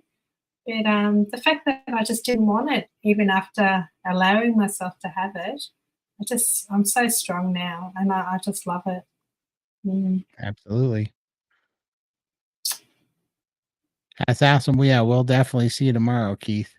Yeah. We'll be out there. Come say hi. Hi, Dana. Hi, Lindy, Todd, and Michael. I've been in the store for about 8 weeks, and I think I'm under eating. My hair started falling out again, and my mind just tells me that I'm going to gain. You guys are awesome. Yeah, I've been losing hair for a long time. It wasn't until I did the priming and added extra butter in the last few months that my hair stopped falling out. So I think you're in steak and butter gang. So I definitely think do some priming and add that extra fat, some butter, and see how you go. Yeah, I But really think. after a week, it helped me. Yeah, I really think now that I know what I know, like when Lindy was talking about getting her hair back and going thicker. I'm not even joking. My mom's 81. She doesn't have particularly great eyesight, and yesterday she was squinting at me and she goes, "Are you growing hair?" Because I went bald when I was 18, and I'm growing hair back. I'm not going to show you because it's not impressive enough and it's hard to see on camera. But I've got new hair growing all over my head, and the sides are coming up. Because I always had hair on the sides, but not on the top. Well, the sides, like the bald spot, is getting narrower and narrower because the sides are finally coming up, like pretty thick. And And I'm your starting to eyebrows go. too. Yeah, my eyebrows. I lost my eyebrows on the sides, and they all grew back. And my beard keeps coming in darker. My beard's Darker. getting dark. Yeah. Yeah, it's weird. I think he's Yeah. got a little bit to just for men. He's putting. Yeah, it looks like it for sure. I know what you mean. So, You're when I aging told, backwards. yeah, we You're are aging backwards. aging backwards. When I told Yeah. Raymond that I'd lost my hair when I was 18, I just thought, even on carnivore, this is what I'm talking about. These are those NSVs that you have every day. So when I told Raymond that, the first thing he said is, "Oh, you were so malnutrition that you're malnourished and you lose your hair when you're 18." I just thought it was like normal genetics, and now he's so right because my hair's coming back. I'm eating all this meat, which in my mind, our little program brains from being in this calorie restricted world says, "Oh, this is so bad to be eating all this meat." My body's saying it's right and it's wanting me to do it. And I eat it, better lymphatic drainage, and my hair's growing like crazy. Like this can't be bad. These things keep slapping me in the face, but this just cannot be bad, you know? What about you, Lindy? Didn't you notice your eyebrows a little bit? Yeah, when I got my facial, I actually had my eyebrows tattooed on because I'd lost nearly 3/4 of both sides. So I just look like I have these little stubby things on either side of my head. And I've always been conscious of it. Like whenever I meet somebody, I always look at their eyebrows like it's eyebrow envy. I was that bad. So I had them tattooed, and when I went in to have my facial, she had to trim all my eyebrows back because they were growing too much. So they were all bushy and all sorts under that. So I don't think I'll need to have them tattooed anymore. I think it lasts 4 or 5 years, the tattoo, but that was my solution to getting eyebrows again. But now I don't think I needed it after all that. It's awesome. So, yeah. Hey, Michael. Yeah. Will you run the chats? My Sure. my Logitech mouse just died. So Okay, I no don't problem. have a cursor. I'm trying to plug it in right now and I look like an idiot. You look fabulous, Lindy, and love your nail color. Can't believe how silly the testing can be. You have to just pay outright or get what you want. Just about. Is there any way to just avoid the doc? I wish. I wonder if we have one of those services where you can order blood tests online. Because I've been to 2 doctors with Dr. Berry's list, and both doctors have told me we don't need half of that stuff. And then the last blood test, she says, "Oh, we can only test these once a year." And so I've got to wait another year to get the full tests. So, yeah, I don't know. It's frustrating, but look, I feel really good. I don't need the numbers to tell me if I'm sick or not. Like, I don't feel like I'm sick. I feel amazing. So, and they're probably just going to say I need statins, I'm getting old and all that stuff. I don't need to hear that. So I Unless I've got a serious problem or I'm feeling unwell, I don't think I need to go. I'm not going to worry about my numbers. Right. Mm. Good morning, Helen. Oh, good morning. Wow, Norway. Norway. Wow. I don't think I've ever seen anyone from Norway on here. That's awesome. Welcome. Yeah. Good night, Uh-oh. Bypass. 1 a.m. here. Night. Good night. Thank you for coming. There you go. I'm gonna have to check my my old blood test and see where I was at before. But yeah, I'm happy with the 95. And the no Great job. cheating for all of us. I appreciate it. But I got to tell you, it's not willpower. I want that message out. It's freedom. It's freedom. It is. Oh, I failed. I did cheat a couple of times. So, but anyway, but I'm staying on track. Look where you're at. You're 2 years into Yeah. it. We're noobs compared to you. Yeah. Yep. Sometimes I just like to test myself as well. I don't know. I just find I like to test myself, and then when I beat the test, it's almost like I'm rewarding myself. So I don't think we ever heard about your daughter's birthday. Did you have a cupcake or something? No, I didn't. No, we just it was a 3-course meal, and I made sure there were carnivore options for entree and main. So I had like calamari for entree. Mains was slow cooked lamb shoulder, and then dessert was cupcake and coffee. And I gave it to my niece. I said, "Here you go, have a second cupcake," which she took home. So she was happy. I was happy because I didn't eat it. Eat it. All right. And the birthday was fantastic. Everyone had a ball. Yeah.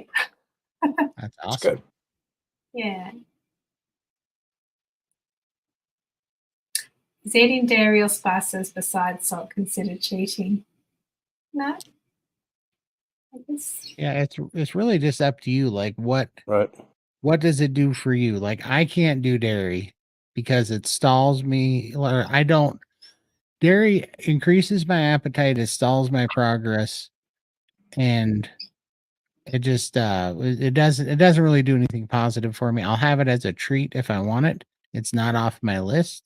Right. I will have it if I want it, but I just eat it very, very sparingly. The good news is it's not like eating sugar or something that gets the carb cravings. I don't get carb cravings from dairy, but I do eat more that's more along the lines of cravings and not hunger. That's what I've noticed.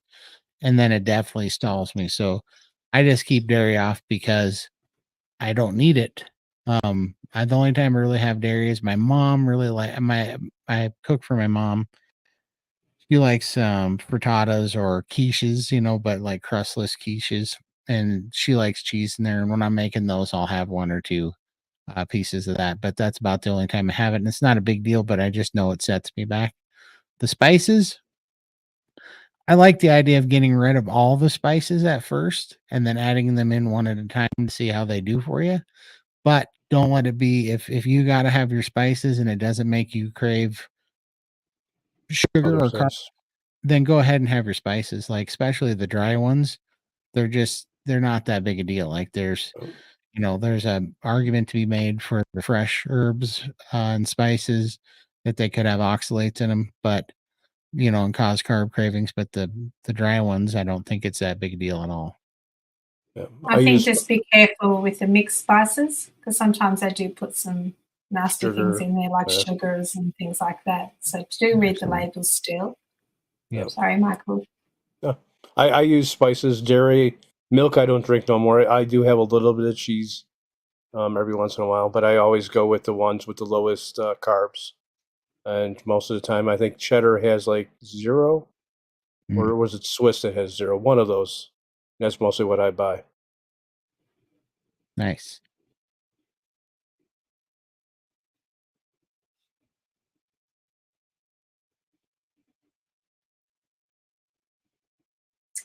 I don't know. Every day 1 cup of coffee. I'm going to treat dairy as a cheat for now. Oh. I don't know if the coffee is really cheating, though, is it? Would you consider a cup of coffee cheating? Raymond and the Steak and Butter Gang does, and they have a reason for that. Here's what I can tell you is that I didn't think about this. I wasn't I didn't do this on purpose. I had a soda addiction, and I ended up drinking. There's a lemonade drink of a sparkling lemon juice drink that I had used to get off soda, and by doing that, I inadvertently stopped drinking caffeine because I was a huge tea and coffee person, and I stopped during that time because I was staying away from caffeine to try to kick the diet soda craving. So I was just doing this lemon drink and water. And so I ended up breaking my habit to caffeine, and I was so happy about it. I just haven't added it back. I haven't had caffeine in 11 months now. So by doing that, it did make it easier, but I don't know that it's necessary. I don't know, but I do know that Raymond and Emily kind of, don't they think that they say that it's not great, but to do it at the end, if you use it as a dessert or whatever. Dessert, right? Yeah, nutrition first and coffee is dessert. Yeah. I was literally bottle fed black espresso from my nonna. Being Italian, we love our coffee. So I've always loved my coffee, so drink it with my nonna. So it's very comforting for me. But I just choose not to have it anymore, not daily. But when I go out with friends or we've got visitors, I will have a coffee. That's like my cheat meal as well. But I don't find it gives me any nasty side effects or whatever, and I enjoy it when I do have it, but I just don't want to drink it every day. And that's just choice. I'd rather just keep clean, stick with my water, and well, sometimes if I feel like I need to go to the toilet or be constipated, which occasionally happens, I'll drink a coffee and that makes me go as well. So it does work that way as well sometimes. I drink my coffee in the morning, but I have noticed that I'm cutting back a lot on it. I don't drink as much as I used to. I used to drink probably 40, 50 ounces before, and now I think I'm down to probably like 16. So I really cut back a lot. Yeah. Wow. I just like having it in the morning, Yep. Oh yeah. Especially in winter, like I used to love my hot drink, but I just have hot water with my bit of lemon tea or a lemon slice, which is probably it's not carnivore either, but just a bit of flavour. But actually ran out of coffee pods for about 3 weeks. I didn't have any of my little coffee pods, and I'm like, oh, do I buy more? Do I not? And then I did, and I actually had one this morning, my first one. So there we go. That's amazing. Yeah, it is. It is a true. It's surprising the crap out of me. I mean, this is the stuff that's really making me excited. When I see my hair really like truly, let me see if I can kind of show you. Pardon the glare, but yeah. So my hairline used to be about here going back, and this little bit, which sounds crazy, but it's so thick and dark now. That's got me pretty excited because there's like a half inch on both sides that's coming up, and you can't see it, but there's just fuzz growing all the way over here. But what's really got me didn't your excited, mum call you a fuzzy pear? yeah, she told me, she goes, "You look like a fudgy peach right now. What's going on?" And I was laughing. But what's really got me excited is this is as thick as any hair I've ever had, which is really thick over here. And that line went up about a half inch on both sides. On both sides. So my hairline used to be down, like I would look at it and my hair was gone from here, right? On both sides. And now it's growing up. It's growing up to the middle. And it is crazy. And yeah, now that I got my hat off, I used to only have about this much from about here to here of my eyebrow. And this all grew back in on both sides, which I didn't even know, but they said that that was a serious sign of like real bad insulin resistance when your eyebrows fall off. And that I didn't like because I looked like I had Hitler's mustache for my eyebrows on both sides. It looked stupid as could be. And they grew back, That stuff's got me excited because that really shows you that our bodies are healing. We get so mad, we get all in a hurry because we're looking at the scale, and our body's telling us, "I don't give a dang about the scale. We got to heal your body, and then we'll worry about the weight later." Like the weight doesn't matter. you're sick, you're malnourished, you have atrophy, your cells are damaged, and that's what it's curing right now. And it's exciting. It really is. Yeah, and it's frustrating when you hear people say, "Oh, I'm getting old, I'm getting sore, this is happening," and it's like, all these things are. We have it too, but it's all reversing, and we're getting our lives back, and we're getting our eyebrows back. The pains are going. Vision. The vision's improved, and everyone else is deteriorating and just putting it down as old age. I'm like, no, it's not old age, but they don't want to listen. I have to Yeah. zip it up. If you saw a picture of me 11 months ago, I look 10 years older than I do right now. I'm not even joking. My skin was so bad, the dark circles, you know, I look closer to that picture I put up here earlier than I do of the picture that was, that, that I look like just 11 months ago. And I was 16 years ago. I look closer to my 16-year younger picture on my face and my complexion than I do just 11 months ago. Is how crazy carnivore has been healing. It's crazy. I feel sorry for my daughters because we go out and I say I'm their mum, and people are like, no, you're not. You're not old. You don't look old enough to be a mum. So I have a 32-year-old and a 21-year-old. Yeah, And they say, you look like sisters. So my poor kids, I think, got this that's young mum. awesome. They've got a sister and a sister. That is awesome. Let's see. Thank you, Keith. Reversing hair loss, it's real, man. I got my mouse back finally. Yay. Do you feel once you get to go away, you will be able to cheat a meal every couple of days while still being on carnivore, or by cheating if it will cause you to relapse? I don't want to cheat. I just enjoy this way of life. Like for a special occasion, like I said, I might give myself permission, but every day I just want to keep eating this way. I don't feel optimal if I go off plan, and I don't enjoy that food that I used to enjoy before. This doesn't have the same feeling for me. So no, I don't want to cheat. Yeah, like I think about it now. I really do think about that. Like, as I don't know. I don't know if right now I would relapse let's say if I had pizza or something. I don't know if I'd relapse at all. I really don't. I feel like I wouldn't now because I feel like I'm really over the carb craving. But here's how I really think about this, because my carb cravings and my sugar addiction was so real that if you got addicted to meth or crack and then you finally were able to break it, would you go mess with it again? Would you, was there enough of a benefit to open Pandora's box again? I just don't think that there was. And I love what Michaela Peterson says. She said, when you use the word cheat, you're using a connotation that you're getting quick gain. Like, right, there's a benefit to cheating. Most of the time when you cheat, it's for easy gain. Like you're stealing, or you're getting the answers to get a higher score because you're going to get some sort of benefit out of it, to pass the test or something, or to gain money or something.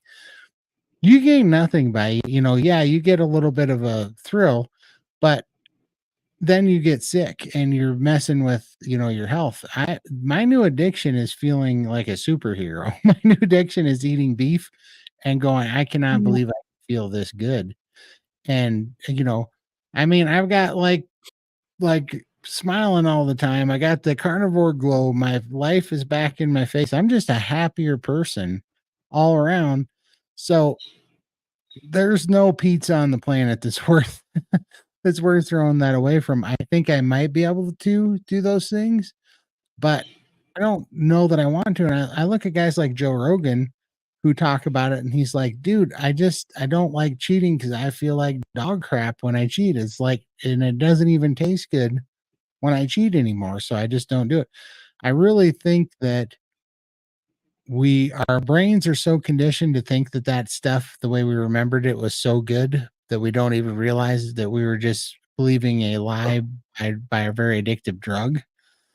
And now, if I really wanted to like cheat, it would be for cheese. It would be, if I want to treat myself though, I go have meat that I won't eat every day because it's kind of expensive. I'll go have Right. rib roast or a tomahawk or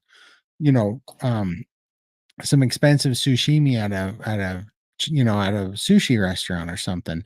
And then sometimes I like some things that are accompany those things. Like I like real wasabi, uh, with my sashimi. So I'll have that because that's kind of a cheat. Or I like with my prime rib if I'm going to do it for Christmas or whatever. I like horseradish with my prime rib.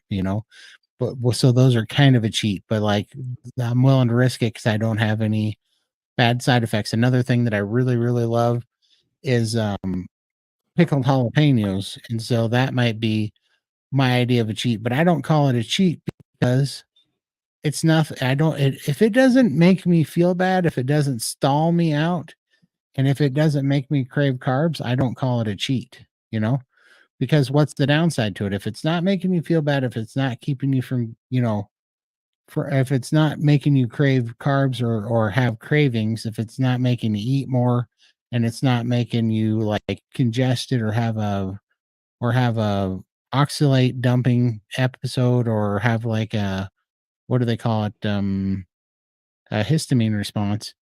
If it's Mhm. not doing any of those things, then I don't call it a cheat. That's one thing that I've always hated about putting yourself in a certain box of carnivore is everybody's idea about carnivore is so different. And like I like Dr. Campbell, he's like, I'm sorry, but I'm a mustard carnivore. He eats mustard, but if it doesn't, if you that's why I like using it as an elimination diet, getting really, really, really toned down, and then to like the very bare basics like lion diet, or at the very least BBB and E, and then adding things back one at a time and seeing what you can actually stand and seeing, like be dead honest. Does it make you crave any carbs? Does it make or does it make you have cravings or take your appetite to a bad place? Does it make you depressed? Do you have, anxiety or cortisol spike from it? Do you have any oxalate dumping? Does it feel bad? And if you can really go through those things and there's no negative side effect to it, then it's not cheating. It's not bad for you. That's what I think personally. Mm.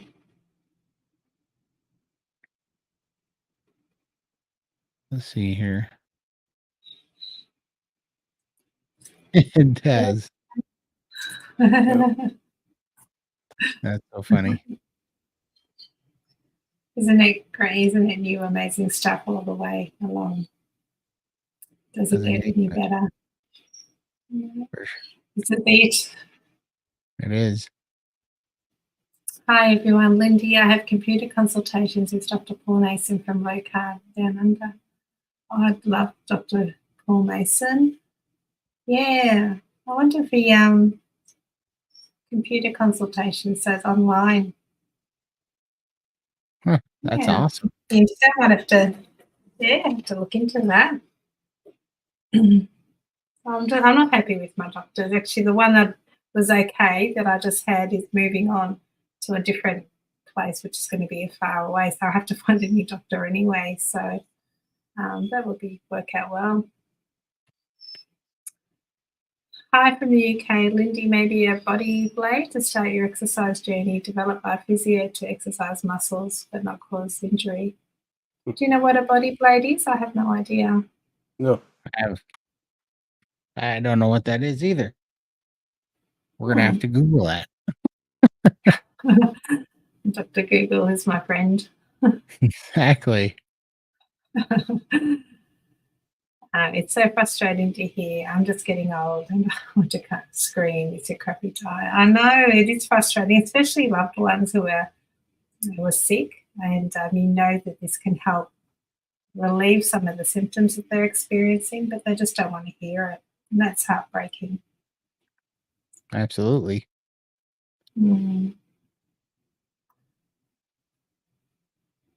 Yes, it is reverse aging. That is a miracle, and one of the most awesome benefits, besides the huge boost of energy and weight loss. Yeah, like I said, I'm just addicted to optimizing my health right now. Anything I can do to improve my health and feel awesome. Absolutely. I hope you like it. That came from the, from the gut, because that stuff is so, it's so evident once you've gotten to this side, where like the people that tell me that carnivore is restrictive, or the people I'll be like, that are keto or whatever. And I'll say, have you ever thought about trying carnivore just to see how it treats you? And they're like, oh, I would never, I'd never torture myself that hard to be that restricted. Like, that'd be so bad. And I'm like, you don't get it though, because when you restrict down that low, you can start building back up, and you can put everything that you can have back in. But it's just so freeing, because you don't have you're not ruled by an addiction anymore, Yep. So it's just That's the biggest thing. Yeah, so healing. I guess it's easier for us because we have been restricted so much, being 600, 700, 800 pounds. And if you go back to the movie we were just watching, look at him living in this little house and not being able to leave the house, and that was our life. That's all of us, and that's restrictive. So just changing what we're eating seems a lot easier to once you get going, it is definitely easier for us. I don't know. The freedom we've got now is it was worth the push. This is great from Keith. Yesterday I was telling my sister that I hadn't eaten any sugar or carbs for at least 8.5 months. She just stood there and said nothing, almost like she was trying to compute what I was saying. I love that, Keith. I know it's the shock sets in, because how do you know that you're talking to a world full of addicts when just mentioning that you haven't had carbs or sugar for 8 months puts your own sister into a state of shock? That she's got to try to like process the information, because she doesn't even know, because you're an addict. That's why you're That's so awesome. So what do you say to those people that come up and hand you something and say, oh, just eat one, you've got to live? What would your response be? I want to live is Yeah. I wasn't living before. I want to live now. No, my world was 12 foot square before, you know what I mean? And I mean, this is ridiculous. They tell me that this is restricted. This is freedom. This is true freedom, to not have to go to bed thinking about what I'm going to eat tomorrow, to not have to wake up worried about what I might screw up today, to be able to breathe, to be able to move, to be not full of inflammation, to have oxygen at 96% saturation without being on a machine breathing, or putting oxygen in me. I mean, these are all freedoms, right? Being able to fit in my car and drive again, being able to go outside, and the most of it is not wanting to not be here anymore, to actually wake up and want to be here, to wake up and be excited about what's happening next week and next year. I mean, we're making plans to go to Austin, Texas to be at KetoCon, for crying out loud. I couldn't make plans to go to the bathroom 11 months ago, It's like, this is freedom. Everything else was restrictive, I know. I still feel trying to fit on an airplane. I still can't believe that I'm so nervous until I get in that plane and try and walk up the aisle. Am I going to fit between the seats? Am I going to do the seatbelt up? I mean, I'm freaking out. I've still got 7 months, but mentally I'm still not there. You'll be I fine. don't know. Yeah. What is figgy pudding? I wish you Merry Christmas, Happy New Year. Yeah, my figgy. Isn't that just a Christmas pudding? Because there's a lot of fruit and stuff in it. Never had it, but I've heard of it before. Yeah. Good on you. Eat up. Good thing is I hate sultanas. They're evil. Like I think you call them currants, raisins, all those. Oh. I've never liked them. Yeah. We call them sultanas here in Australia. And to me, they're all evil. Stay away. So those Christmas puddings and things like that, they do nothing for me anyway. I feel blessed. God made me an awkward nerd that is bad luck for women. It made me a humble person that is closer to God. There you go. Let's see. Did we miss anybody? Do. Well, we've been on here 3 hours and 20 minutes because Wow. you guys decided to get all chatty. That's all you're doing. It might have been my fault. Can you believe? And you guys are all hanging out with us this long. That's awesome. We sure appreciate you guys. And we gotta remind you tomorrow, Yep. Bella, Big day. Steak and Butter Gal, and yours truly, and Raymond and Emily, Coach Raymond and then Coach Emily from the Steak and Butter Gang, and all of us here are going to be on a round table tomorrow at 3 p.m. Mountain Daylight Time, 4 p.m. Central. 4 p.m. Central. Come hang out with us if you are free and you want to kind of pick the Steak and Butter Gang's brain. That would be awesome. And then after that, it is 700 plus and counting at 7:15 p.m. Daylight Standard Time, which would be 8:15 p.m. Central, right? Yep. So we're gonna have so much fun tomorrow. We got a big day, so we appreciate if you guys wanted to come hang out with us some more. And man, it's just been great. And let's see here. We got a few more just came in. Oh no, we did that one. We did that one right there. Oh, it's just a figgy pudding. Oh, that's figgy buddy. There we go. That yeah, I can't set them up. Same time, all chatty. Night all. There we go. Yeah, awesome. Thank you everyone for coming, and we'll see you all tomorrow, hopefully. We will be Night, back. guys. We'll talk to you tomorrow. We'll hang out with you. Thanks, guys. Bring your questions.